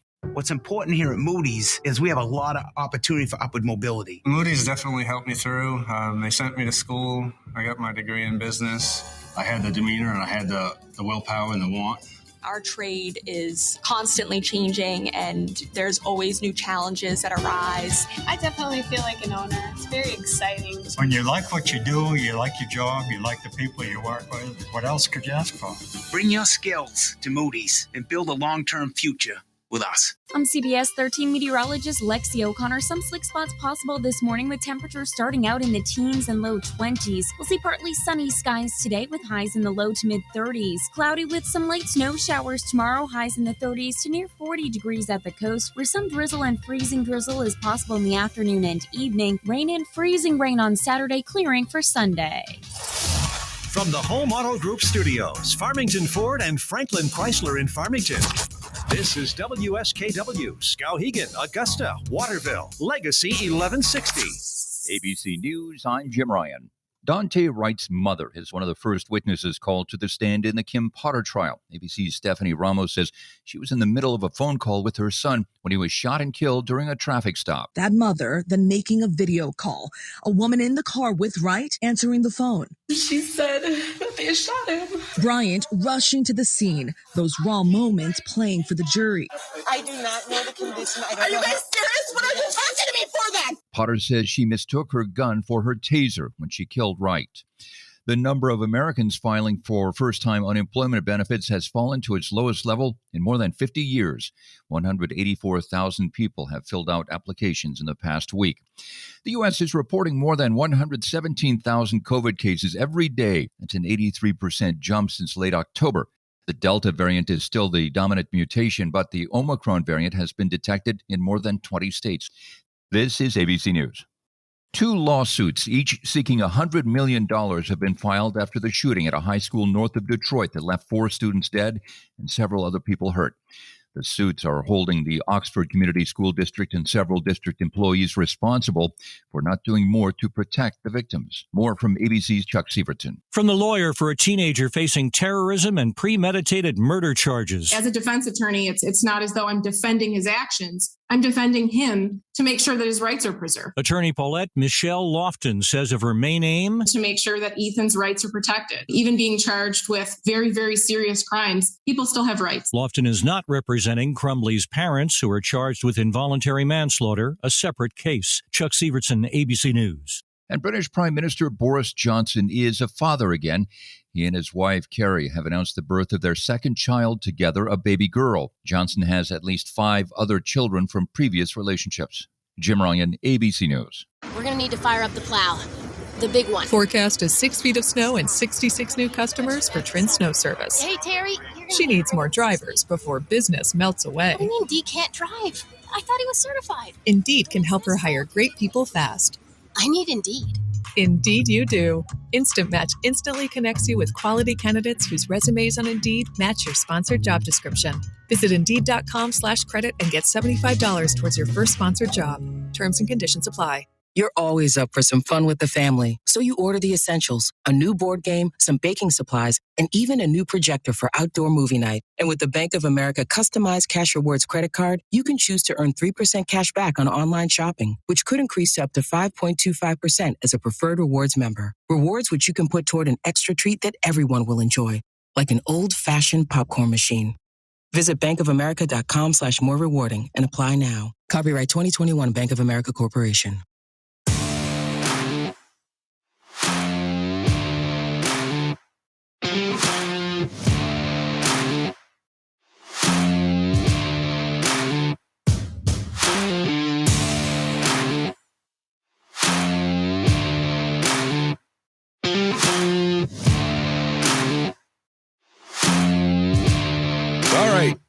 All right. There we go. Welcome back. Freedom's Pep Rally. No, we're good. We've got a Larry coming up. Larry Klayman's going to be here. He's running a little late. We're going to put his information up on the screen now so you know a little bit about him. Larry Klayman, author, It Takes a Revolution, Forget the Scandal Industry, founder of Judicial Watch, chairman of Freedom Watch, currently.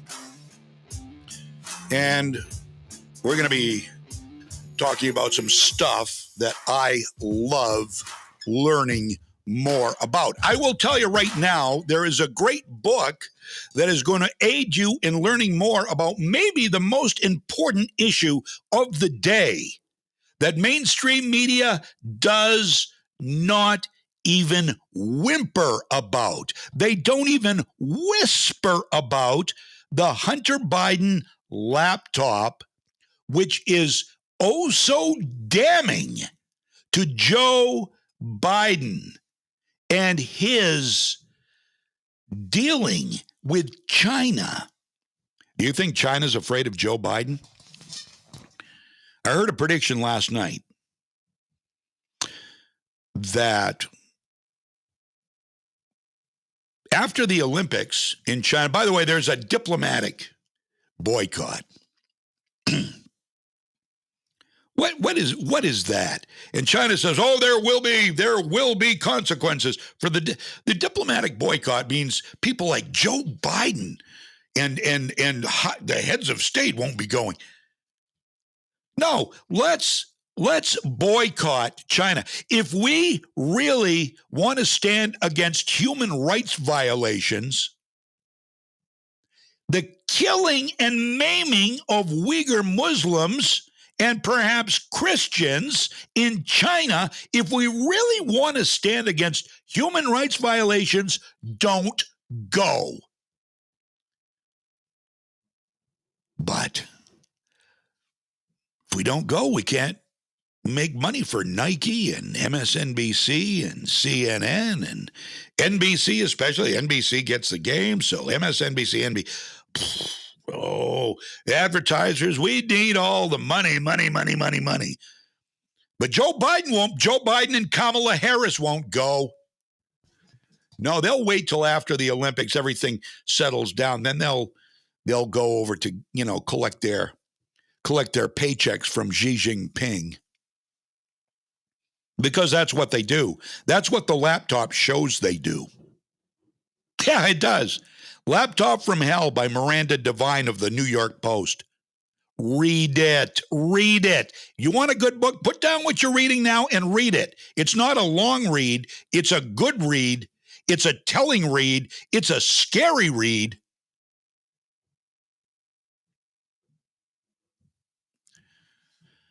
And we're going to be talking about stuff like that with Larry Klayman when he comes on. Oh, this is the epitome of an unapologetic American right here. I love it. He's a lawyer. He's an attorney, a very smart man. And he's involved with some very freedom-loving people. So he's coming up. We're just going to wait for him. I've sent them the video link, and we'll wait for them. And they said he'd be running, maybe 10 minutes late or so. So we'll just keep on keeping on until then. I've got some good news for people who are worried about Alzheimer's or maybe in early Alzheimer's. I'm serious about this. This almost sounds like something you'd see in The Onion or on babylonb.com, but it's not. This is absolutely true. According to a Sun article, this was republished by the New York Post. Taking Viagra slashes Alzheimer's risks by 2/3, according to that's suggested by research, by the way. Wow. Scientists claim that the love drug may help boost brain health and cut levels of toxic proteins that trigger dementia. Who knew? No, this is true. It's absolutely true. Experts analyzed data on 7.2 million U.S. adults and found regular users had a 69%. That's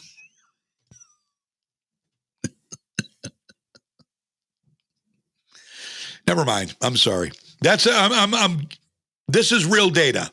This is real data. This just keeps sounding more and more like an Onion story, but it's absolutely serious.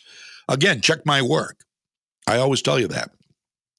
Experts analyzed data on 7.2 million U.S. adults and found regular users had a 69% lower chance of being diagnosed with Alzheimer's over the next 6 years. To which I say, wow. Medics say the findings published in the Journal of Nature Aging suggests that the little blue pill could soon be described to tackle dementia. They're planning a fresh study to test the benefits of sildenafil, or sildenafil, I guess. Sildenafil. My eyes are not working for me here. Sildenafil, which is the generic version of Viagra. And they're going to test that in early Alzheimer's patients. A team from the Cleveland Clinic. Hold on just a second here. Hello, good morning. Hi, I'm sorry, we're on the air. Is this oh,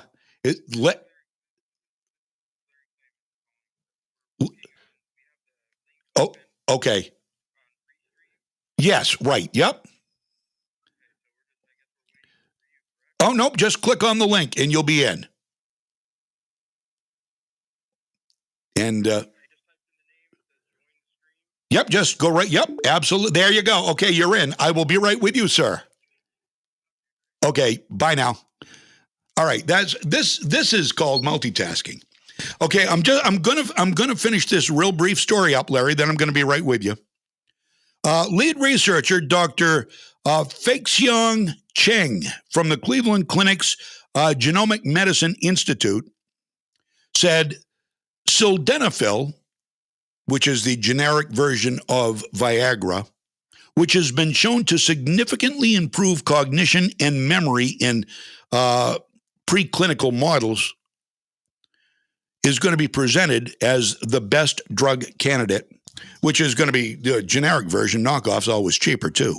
So that's some real good news for people who maybe Alzheimer's, dementia runs in the family, and so forth. So Viagra, and again, no joke, I bring this to you. In full disclosure, go ahead and check my work. I never lie. I only tell truth on this show, and we only have truth and freedom lovers on this show. And now I'd like to welcome this hour's guest, and his name is Larry Klayman, Esquire. Good morning, Larry. Welcome to Freedom's Pep Rally. It's great to have you here, sir. And I don't, wait a minute, I don't have audio. I see you, you're on my screen, but I don't have your audio. Can you hear me? I love it. He's got the American flag there. Okay, yeah, I don't have audio on you. So, somebody's there. Hopefully we're going to get audio here from Larry. I am so excited about this chat with Larry Klayman. By the way, the book, I've got it on the screen. It takes a revolution. Forget the scandal industry. And there's so much to talk about here. Do we have the audio solved? Larry, I'm not sure as we do. No, maybe not. Okay, I tell you what, can you stay right? I'm going to call you back on the phone you just called me from, and we're going to do the audio on the phone, and we will keep the screen open as it is right now. Or maybe I don't have that number. Okay, if somebody could call me back, I will be watching for the phone to light up. See, we get through these things. We do have things like this every so often. but we get through them. So I'm going to wait for somebody here to call me back. And there we go. This is, see how easy that was. There we go. We're here now. Can you hear us okay? We got Larry. Yeah, you can hear us? Yeah, there we go. We're good. Good morning. Yeah, I was going to suggest that maybe we could get a lifetime, and it won't be a very long lifetime, prescription for Joe Biden for Viagra. You know what? That might make Jill very happy. And it might make the American people a little bit happier because, face it, Larry, you know, the thing is, the alternative to having dementia Joe in office is much less liked Kamala Harris. So it really is a no-win situation for us at this point. Welcome to the show. It is so great to see you here. You are the founder. The same, John. You are the founder. Thank you for bearing with me this morning. It was a bit hectic and went to the office, and there were a lot of school kids. They finally let people go to school. Yeah, no, that's a good. Are they keeping them masked where you are? Yeah. Yeah. That's so sad. I was at a school event the other night, Larry, watching my grandson play basketball, and the people in the audience, and there weren't a lot of us, everybody had to wear a mask. I was there for an hour, and I was just so uncomfortable and miserable wearing the mask. I wouldn't have changed it because I'm going to see my grandson play, but putting these kids in masks for 7 or 8 hours a day is child abuse. Do you agree? Well, this morning I turned on the lane and wake of Bob Dole just to see what was going on. I wanted to see the dinosaurs. It was like Jurassic Park. Right, yeah. Looking at them sitting there, basically. And they're all wearing masks. I mean, it's just a charade. I mean, they're supposed to be vaccinated. Of course, we know now that vaccines, and they're not vaccines at all, don't even work. Right. The whole thing's just a dog and pony show. As Woody Allen might say, it's a travesty of a mockery of two travesties of a mockery of a sham. Yeah. I mean, that's what we're going through today. It really is. It's surreal. It's surreal. And watching these senators look like they were, they're crocodile tears, and I feel bad for Bob Dole and his wife. Right. He did what he could. He wasn't, the greatest senator in the world. He was a compromiser. I'm a Barry Goldwater type. Compromise in the face of liberty is no virtue, frankly. Right. But it is sad because these people at least love this country. And the current people that were sitting there, at least half of them hate this country. And they're pretending that, Bob Dole was a great person. They hated Bob Dole. And they hated Republicans, and they hated conservatives, and they hated people of faith. And they still do. And it's really sad. It's just a very sad time in this country right now. And that's why we have to rise up. We have to take the country back ourselves. We cannot depend on our so-called government. It is corrupt. All three branches of government are corrupt to the core. And the worst, in my experience as a lawyer going on 45 years, are the federal judges. And that's why I wrote my book, It Takes a Revolution. Forget the Scandal Industry. It's dedicated to Jefferson. He said, federal judges and Supreme Court justices, unelected, there for life, would become despots and tyrants, causing us to shed the blood of patriots and tyrants yet again every 20 years or so. He didn't want to see people hurt. He didn't want to see violence. Neither do I, neither do you. But that's where we're headed, unfortunately, if things don't change. And that's why I have these peaceful and legal means to try to now wage what's a counter-revolution, because the left has taken total control. And we're living in a socialist, borderline communist dictatorship as we speak.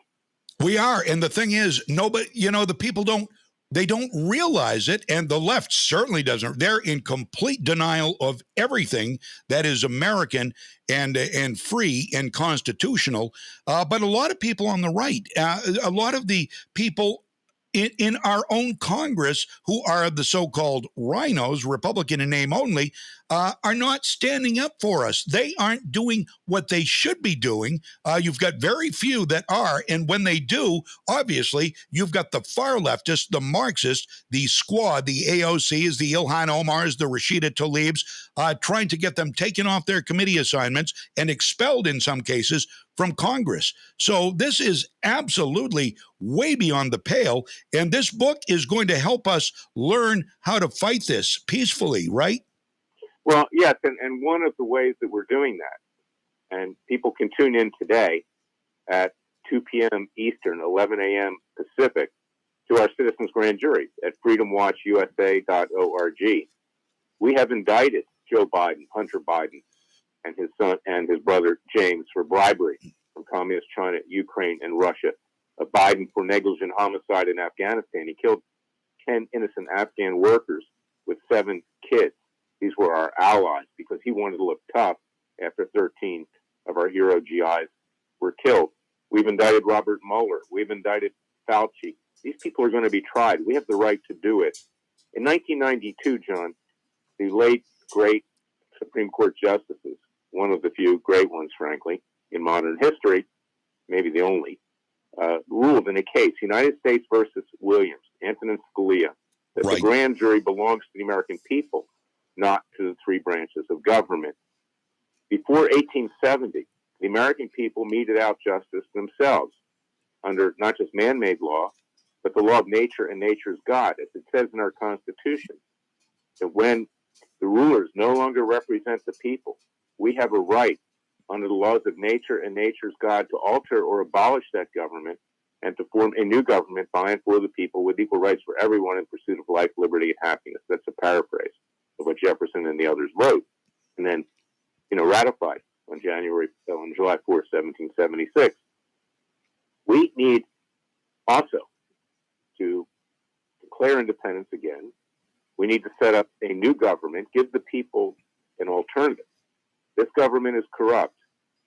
I'm tired of seeing whether it's Jim Jordan with his rolled up sleeves or Tom Cotton or Lindsey Graham when he comes out of his closet every now and then, go on TV and say, this is what we're going to do. They don't do anything. I mean, all they do is raise money. How many emails are you getting every day? Acquire more power, and they prance around Washington with their $5,000 suits, their gold cufflinks, and their congressional pins, thinking that they're superior to the rest of the American people. In all the years that I was in Washington, and I'm no longer there, but I unfortunately have to go every now and then for what I do, I never saw one congressman or senator take $1 out of his pocket for lunch. If you go to lunch, they expect you to pay for them. And it's unbelievable. And they're allowed to do that. They make the rules. They can engage in insider trading. And that's how they become millionaires, notwithstanding the bribes that many of them get under the table. They're not responsible. They have their own health care system. They don't care about the rest of the country. And look at the Republicans. When they've been in control of all 3 branches, what have they done? Little to nothing. They couldn't reform Obamacare. They didn't balance the budget. They knew what was going to happen in Afghanistan because they got national security briefings. They wanted it to happen. So when you see Tom Cotton and the rest of them come on TV, including Kevin McCarthy, who spends more time, living with a man, Frank Luntz, according to Tucker Carlson in Washington, D.C., when they're smiling. McCarthy's smiling all the time. What's to smile about right now? They're smiling because they think they're going to retain power. They're going to get back power and more money. And consequently, we have no Republican Party that is an opposition party in practice. And we, the American people, need to rise up if you care about your kids and grandkids, just like our founding fathers did. And one last thought. I know I'm hogging this up. No, please. But ask yourself this question. Who is worse? The current President of the United States, as alleged, because I'm not convinced that he was elected properly and fairly. Yep. Or King George III.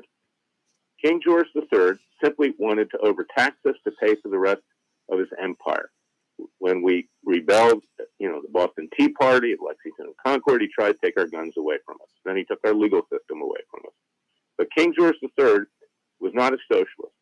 King George III was not a communist. King George III was not an atheist. King George III was not a radical Muslim.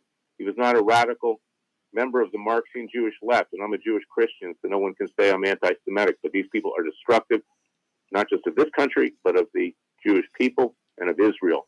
They're Marxists. He was not a radical gay, lesbian, transgender, or transsexual. He was not a radical black. He was not a radical feminist. These people are far worse than King George III. King George III was Mother Teresa compared to these people. And they've destroyed our country. And I've got, people in my own family say, Larry, you're 70 years old. now. I hope I don't look that old. You don't. But why don't you just retire, and run it out? They sit there counting their shekels, I'm not going to do anything. I'm going to cash in right now. But if you care about your kids and grandkids and future generations, you can't sit there on the couch being entertained by Sean Hannity. You have to get up off the couch and do something, whether it's joining with Freedom Watch at freedomwatchusa.org or my other group that I form with Sheriff Joe Arpaio to protect the police and to cut down on crime, americasheriff.org, or do something else. And if you don't do it, we're going to be in a bloody, violent revolution very, very soon. That's, very soon. That's a fact. And nobody wants to see that. Nobody wants to see that. And nobody on the left sees it coming. They're clueless. Their heads are perennially buried in the sand as all of this unfolds around them. They watch their MSNBC or their CNN or their Lester Holt or their David Muir or their Norah O'Donnell, and they take whatever they're spoon-fed and they just echo whatever they are told to echo on social media. They get the rest of their leftist friends all amped up, and they come out after you, claws out, and they attack you and cancel you if you say anything against the Biden administration. Right, but at this point, it doesn't matter even if you're canceled, because right now we need more than talk. Yeah. Okay. And I thank God for people like you, John, and I have my own podcast every morning. You get it at freedomwatchusa.org, our radio show at Radio America, which you can also get at freedomwatchusa.org. We can get out and we can talk to the people. We don't want to see violence. What I'm suggesting is that Jefferson's prophecy will come true if the American people don't rise up now. The left and Biden and Harris, who are their stooges, okay, along with Pelosi and Schumer. Schumer's sitting there this morning with Bob Dole with little crocodile tears. I mean, this guy is a slimy criminal. He is. He's what I'm talking about of the Marxian Jewish left. Right. Okay. Nadler, Schiff, Engel, Blumenthal, my own people. Okay. They're not my people. Right. Okay? And I don't want, and I rail against them because I don't want people to become anti-Semitic. Right. But these people are vile human beings, and they're trying to destroy this country. They are. Pelosi, and the others are the same. And the Republicans sit there, just going on Fox News, raising money, doing this and that, but not taking any real action. The American people need to take action. The Democrats, which has become the party infested by the devil, have a 5-part plan, and it's working. Number one, take total control over the American people, using COVID-19 as the excuse. Right. Put us in a dictatorship. 2, turn the FBI and the Justice Department, my once proud alma mater, into a Gestapo. Yep. Quell all dissent. 3, dump trillions of dollars into the economy so people don't want to work and create massive inflation to destroy the economy so you can now take it into your socialist communist world. 4, destroy Judeo-Christian values and ethics and brainwash the kids. Teach them that homosexuality, transgenderism, transsexualism, and the rest are normal, it's neat, it's cool. And if your kid comes home from school and says, hey, mommy or daddy, I want to be a transsexual, take him to a doctor or take him to a surgeon because Obamacare will pay for the operation. They actually teach this stuff. I heard it on NPR, a few weeks ago. And then 5, destroy our national security, our military, and we see the consequences now. Right. With, the likelihood that some catastrophe is going to happen in Ukraine, in Taiwan, and God forbid that we have a nuclear accident or something happens. I mean, we haven't seen the worst of it yet. Who do we have in charge of this country? Court jesters, fools, and criminals. Right. Court jesters, fools, and criminals, and that goes for the Republicans too. I am a registered Republican, but I'm quitting. And I ran as a senator in Florida back in 2003 and 2004. I wasn't suited for that. Better from without. And you need to do it from without, because we don't have a government right now that is by and for the people. We need a new government, not a new nation. We need a new government. Right. And we need to come up with real leaders who can relate to the American people, as our founding fathers did. Someone like Ronald Reagan as president, someone with the strength of a Trump but who doesn't piss everybody off. Right. Okay? Well, who can yeah. actually communicate on that. Yeah. It doesn't unnecessarily create controversy that you don't need to create. Walk softly and carry a big stick like Teddy Roosevelt. That's what we need. And then we need, to fine-tune the Constitution, take immunity away from federal government officials and judges who gave it to themselves. They're above the law. They do what they want. They can't be held accountable. Amen. Put a right to life in the Constitution to make it clear. Let's clear that up. Yep. Incorporate the 10 Commandments into the Constitution, because that's the basis of our legal system. Yep. And there are lots of things that we can be doing, but we can't be sitting around listening to Sean Hannity give the same monologue every night with a martini with your feet up on a coffee table, eating popcorn and guacamole and chips, Wow. So, or maybe if Tlaib and Omar, take hold in a greater extent, we'll all be eating hummus all the time. I don't know. But this is something that, actually, I like hummus. But nothing wrong with hummus. Yeah, I like hummus. So, wow. I try to use a little humor, Sean, every now and then. I love that. You have to laugh or you got to cry. You do, absolutely. And now it's time for action. Yeah, absolutely. Larry Klayman, it takes a revolution. Forget the scandal industry. Founder of Judicial Watch, chairman of Freedom Watch. And you say freedomwatchusa.org at 2 o'clock Eastern, 11 o'clock Pacific, right? Yeah, today we'll be seeking the indictment of Ilhan Omar. We have Laura Loomer, who's got the goods on her. Oh, she's awesome. Down there in she's Florida. Awesome. She's my client. She's my friend. Yep. She's been much maligned, attacked. Yep. Literally by Tlaib, physically assaulted. We got a video of that, and Omar was there in the room, egging her on. Yep. These people need to be removed peacefully and legally. John, I say 4 years ago or so, maybe longer. I filed a complaint. Excuse me. The Department of Homeland Security, the immigration, ICE, to investigate her because she should be deported. She got her citizenship through fraud, having married her brother. She committed fraud for her brother. She's committed tax fraud. She's committed Federal Election Commission fraud. Yep. And even the Trump administration just sat on it, and they never did anything. It's still there. So we're going to indict Ilhan Omar. Good. And that'll be done starting today, and then we'll follow it up next week with a formal indictment, and she will be tried.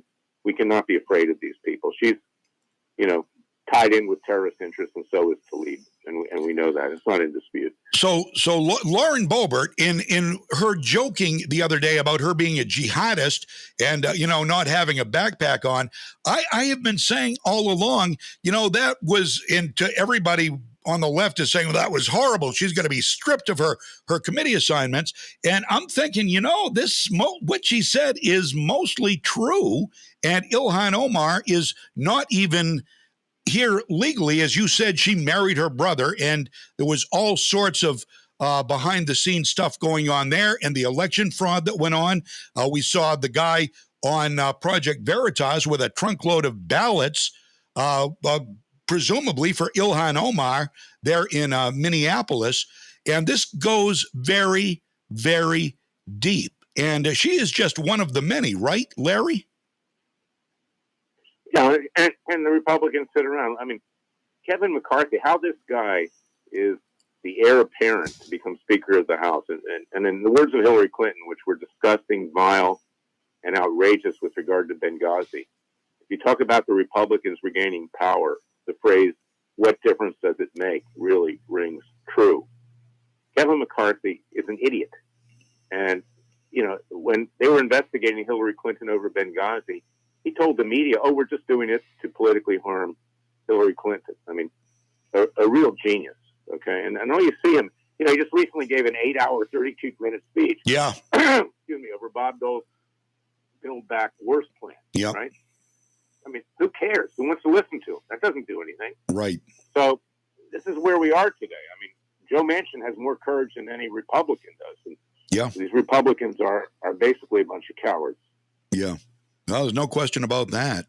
So I've got to ask you about I talk a lot about this, and I've been talking a lot about the book by Miranda Devine of the New York Post, The Laptop from Hell.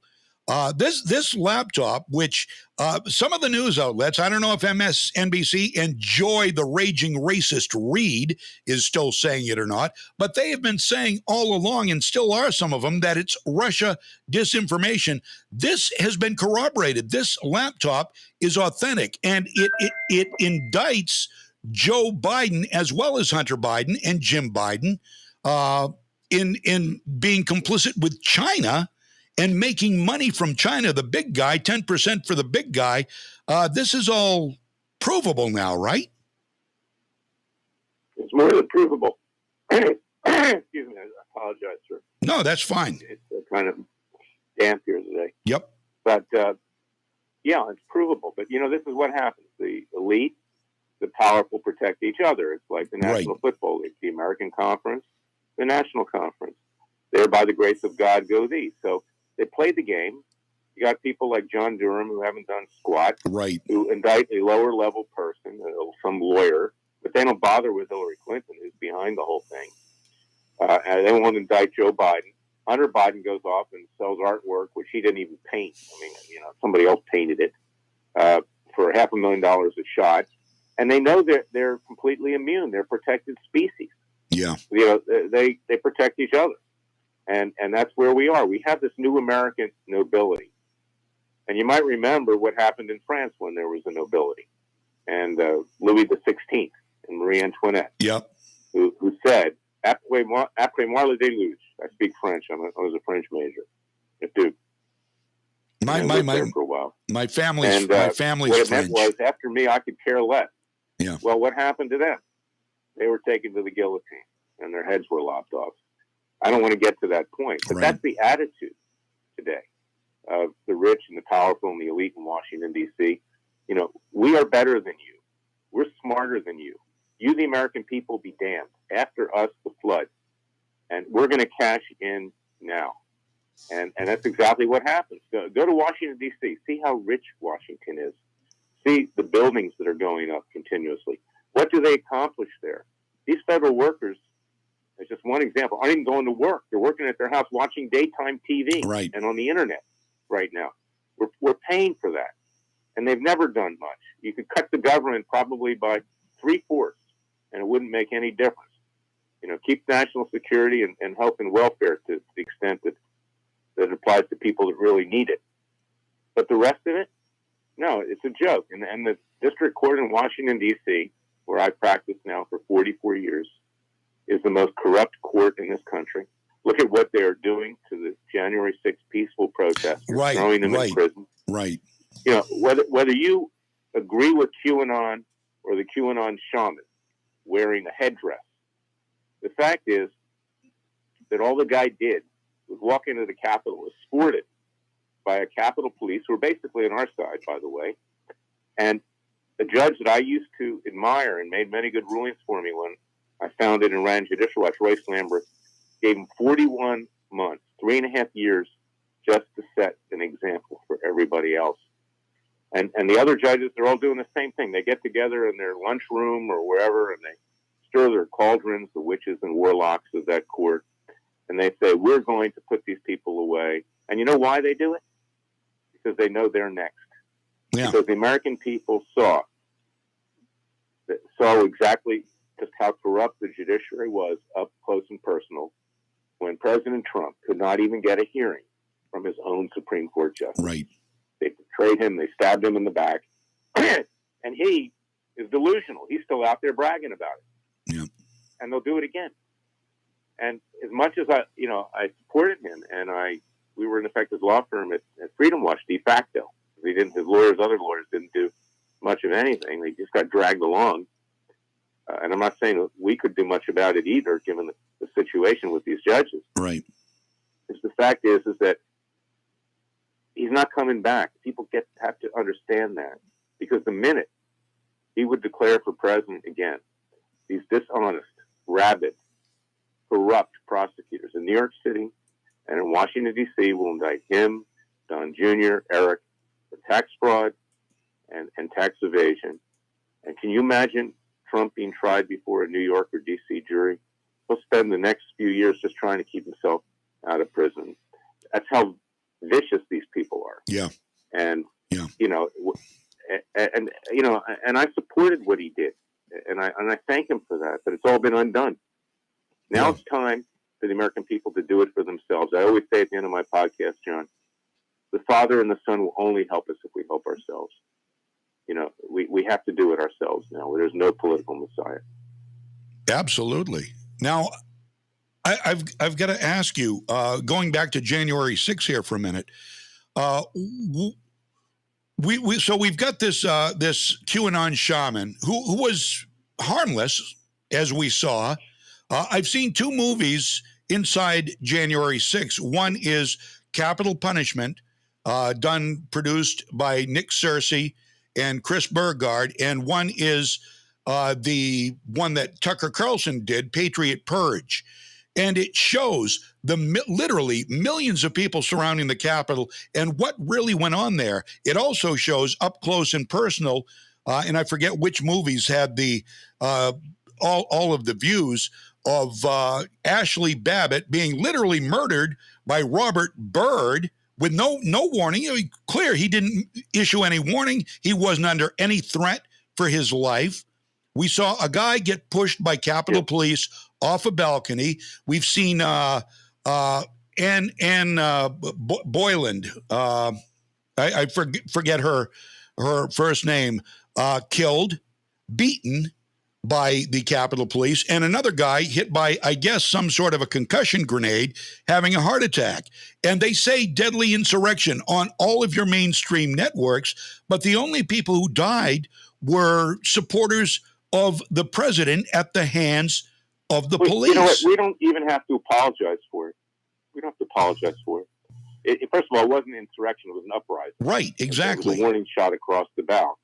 It was a miniature storming of the Bastille in France on July 14, 1789. And it was primarily peaceful. It was a warning.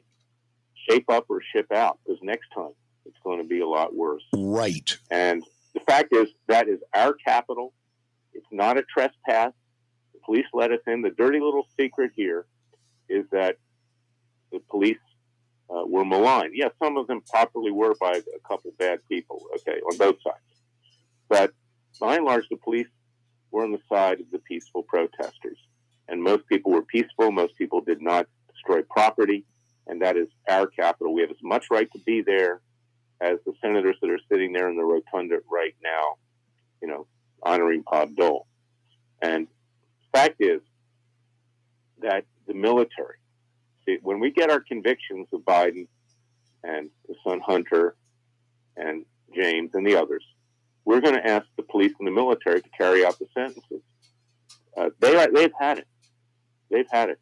In the most left-leaning state of California and 48 other states, when you know someone committing a felony, as a citizen, you have a right to arrest them, and you can turn them over to law enforcement. We're not even doing that. We're saying we're going to legitimately have a trial. We're going to seek convictions. We're going to sentence. I actually have a judge who was a former administrative law judge, very fair person. We'll have jury next week on the 15th. We're going to have the arraignment for Biden, Joe Biden, Hunter Biden, and James Biden. They can plead. They probably won't show up. We'll enter a not guilty plea for them. They can come to the trial. They can defend themselves. They won't do that. We'll have to try them in abstention in all likelihood. They're going to have the opportunity. And they have to recognize the rights of the American people to hold them accountable. And the laws of nature and nature's God and man-made law when it coincides with nature and nature's God. Because there are a lot of unjust man-made laws that come out there. But the military, over 140 retired admirals and generals about 3 months ago, sent a letter to Joe Biden. It wasn't widely publicized. Left didn't want to talk about it. They told Biden either he shape up or ship out. And they said, we're not going to let this country be turned into a communist state.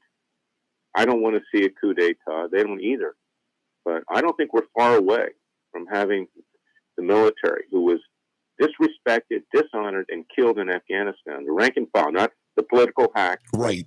Mark Milley, the chairman of the Joint Chiefs of Staff, or that clown Lloyd Austin, our affirmative action, defense secretary. Right. Lloyd Austin, yeah. the actual rank and file, I don't think we're far away from having them go to the White House and say your time is up. I really don't. That is something I've thought of a lot. And is this why they are trying to take out of the military anybody who might turn against them, and they're only trying to keep their cohorts, the people who will stand up for the leftists in the military? I mean, for example, as you know, anybody who is determined to be without anything except, hearsay, that somebody is racist, that somebody is transphobe, that somebody is, whatever they decide is wrong, they will pull them out. Is the military being, diminished by these edicts from Lloyd Austin and General Milley? And let's look at the other side of the coin. And Trump was right about this. We send our kids off to war for political purposes. We don't support them. Right. They get slaughtered, they get maimed, they get killed.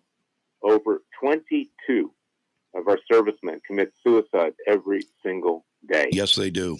I think it's higher now, actually, after what happened in Afghanistan, because they realize that their friends and their colleagues and themselves sacrificed themselves for no reason at all, because we didn't accomplish anything. In fact, we made it worse. Yeah. And, and George W. Bush, who was an idiot, okay, in my opinion, with what he did in Iraq, he turned Iraq into greater Iran, which is worse. The Iranians are in control of Iraq right now. So all these people gave their lives for, of course, Obama was even worse than W, and Biden was there too, but they gave their lives for no reason. And how would you feel if you were a parent? I represent many Gold Star parents, the victims of Extortion 17, of Benghazi, Charles Woods, and Sean Smith's mother, Pat Smith. How would you feel if your kid died and someone like Biden just walked away in Afghanistan and said, F it, we're done. Yeah, exactly. And then looks at his watch as the caskets of the fallen are taken off at Dover Air Force Base. He's just a deplorable human being. We're talking with Larry Klayman, author of It Takes a Revolution, Forget the Scandal Industry, and founder of Judicial Watch, chairman at Freedom Watch, freedomwatchusa.org. If you want to see the Ilhan Omar fun begin at 2 o'clock this afternoon Eastern, 11 o'clock Pacific. Now, I always sit back and I marvel at how many different means they have to their ultimate end, which of course is Marxism and communism. We aren't going to dress it up by calling it democratic socialism. It is it is not. It's communism. But they have they're trying to take our guns. They are trying to remove the complete borders on our southern border while they protect the Ukrainian border. They are doing deals with China. They are telling us we need to get the climate under control in 10 years or we're all going to die. And they are trying to make us a globalist society with John Kerry and his Great Reset. I mean, they have so many different tentacles on this thing. It's really hard to keep up with it. And it makes you wonder when is the right going to say enough is enough and all hell is going to break loose? Who is the right? Right. Yeah. Who's the right? We're the right. We are the not right. The clowns in Congress. Right. They're not the right. They're a bunch of phonies. Exactly. Many of them worked against Trump. Let's look at the American Conservative Union with Matt Schlapp. Okay, right. I call him Matt Schlapp. Schlapp. Yeah. Okay, in Yiddish. Okay, you know what schlock is? Yeah. It's garbage. Yeah. Okay. Matt. He was vehemently anti-Trump. They supported Ted Cruz and others. But when Trump won, he became a great Trump supporter because that brings in money to American Conservative Union. Right. Mark Levin, very anti-Trump. Ben Shapiro, very anti-Trump. There are a lot of phonies in the conservative movement. Glenn Beck hated Trump. Hated him. Now they're great fans of Trump because it brings in the change. It jingles the change. Right. So, you got to be true to your principles. And I don't play the game. You don't play the game. There are others out there that will not play the game. Right. Our founding fathers didn't play the game. They didn't suck up to King George III. They tried to reason with him, but when he couldn't be reasoned with, they declared independence. And they did it peacefully and legally. Okay, as they point out in the Declaration of Independence, which I think is the most beautiful document ever written, and incorporates the Bible in it, really. Yeah. And it's even more moving than the Bible, but it is the Bible in many ways. It's the fruits of it. And they went their own way, and then the king declared war on us. And then the colonialists fought back. They were armed. They had the rights of self-defense, just like Kyle Rittenhouse. And, I'm saying to people right now, these smash and grabs and the crime and this and that, use your rights of self-defense. Don't start it, but finish it. And that's the only way they're going to learn. Yeah. If they start it and you feel in fear of immediate bodily injury or death, you blow their friggin' head off. Yeah, That's what you should do. Amen. Amen, Larry. You are 100% correct.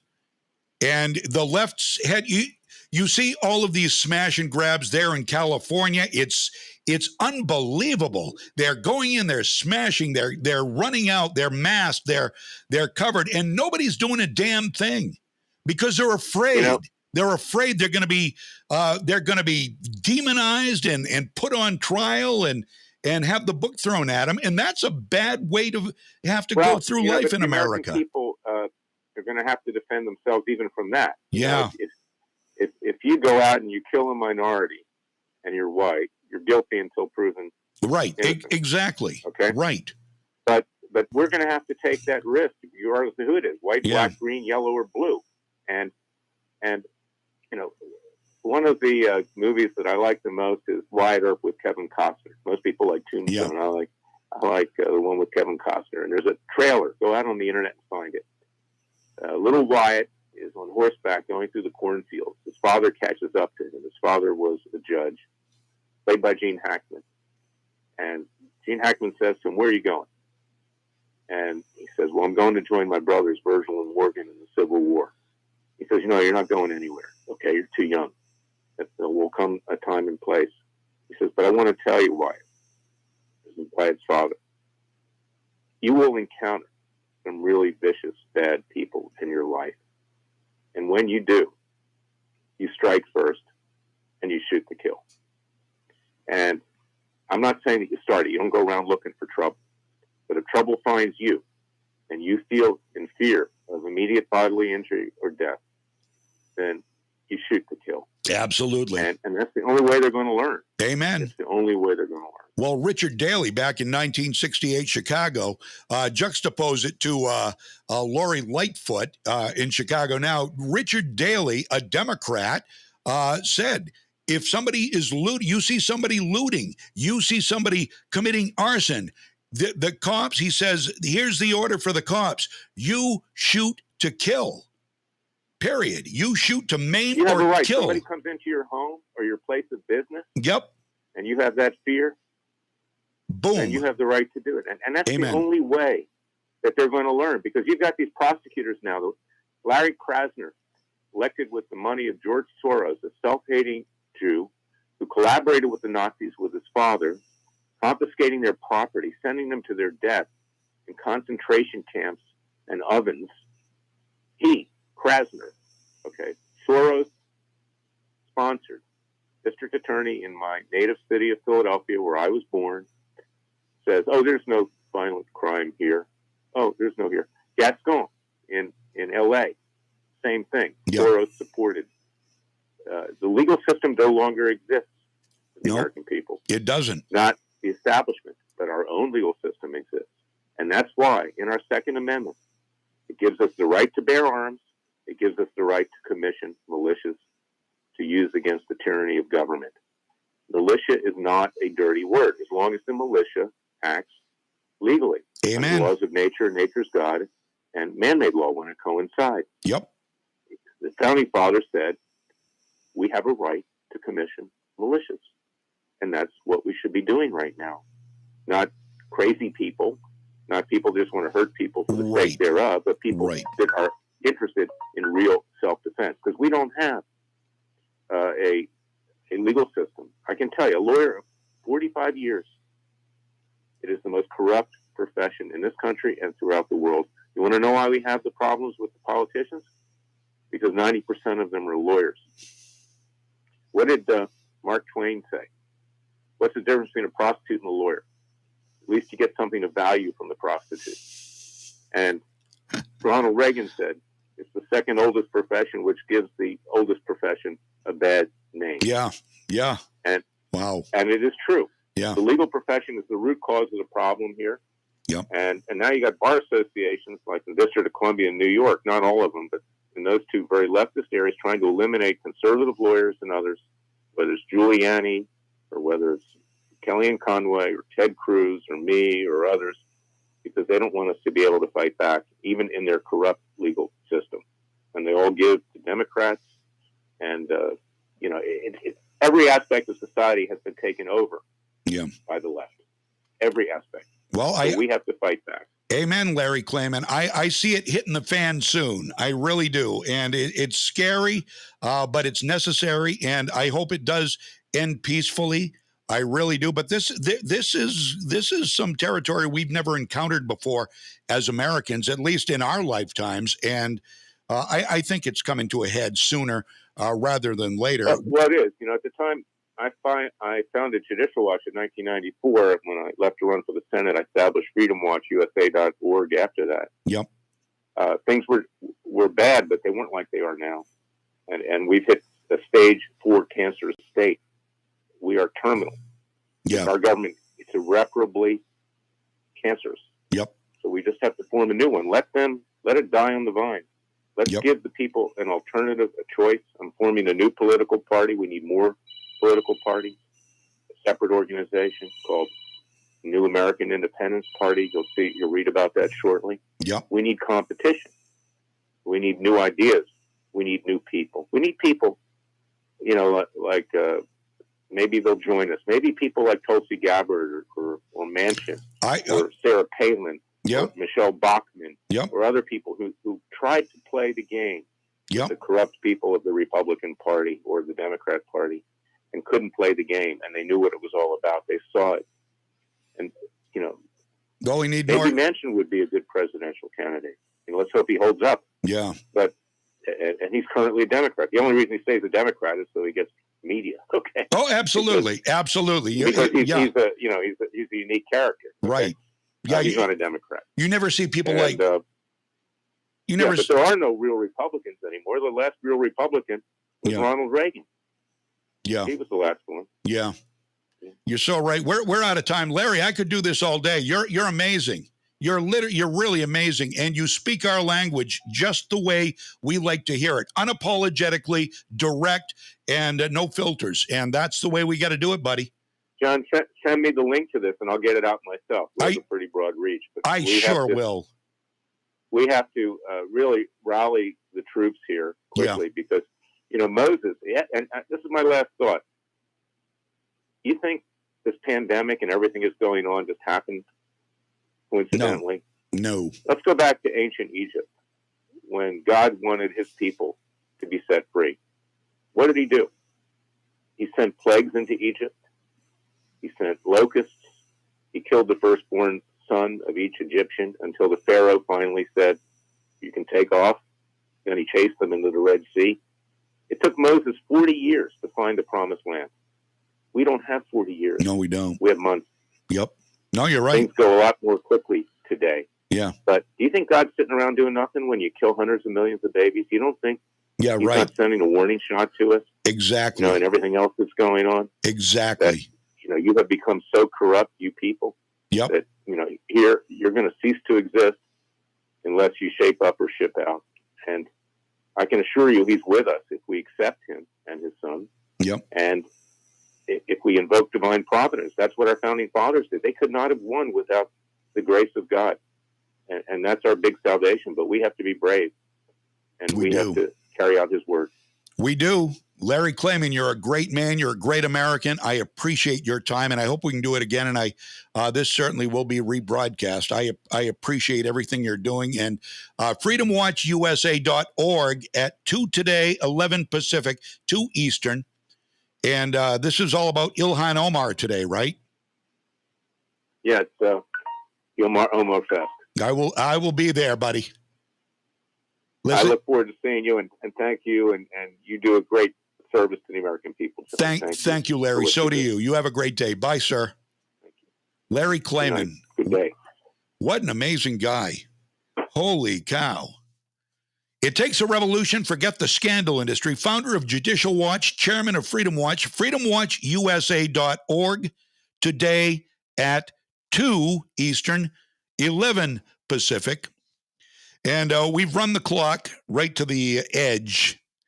I wish we could have gone on a lot longer with that interview. We will do. Judy says Soros is the Antichrist. Well, you know what? Given what's going on today, Judy, it really wouldn't surprise me if you are a person of faith. You understand that the Antichrist, often joked about, is not a joking matter.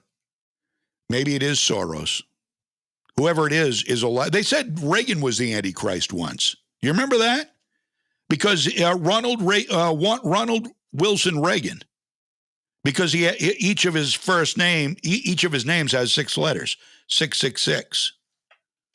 You remember that? Of course, that's gone now because the Antichrist will be walking among us before he is revealed. Anyway, that's all we get time for. I hope you have a great day. I thank you for your time. Thank you for sharing. Come back tomorrow. Mike Violette here, bright and early tomorrow morning at 6. I will see you at 9. I'm John James. This is Freedom's Pep Rally, brought to you by The Gun Shop on Coney Circle in Augusta. Have a great day. WSKW, Legacy 1160. Hi, my name is Tony Esposito from Dover Ford and Dover Foxcroft. In the past 2 months, we have had the good fortune of meeting hundreds of new friends and have helped over 200 people get a better deal and better service right here in Piscataquis County. Everyone we have met has been welcoming and friendly, and on behalf of everyone at Dover Ford, we thank you for the opportunity to manage your automotive needs. This month at Dover Ford, we will be raffling off a restored 1986 F-150 and dozens of other prizes. It doesn't cost anything to enter. Just pop into Dover Ford in the month of November and throw your name in the hat. Also, if you have a car or truck you are trying to sell, Dover Ford wants to buy it. We are paying top dollar for all cars and trucks, regardless of make, model, or mileage. Take advantage of the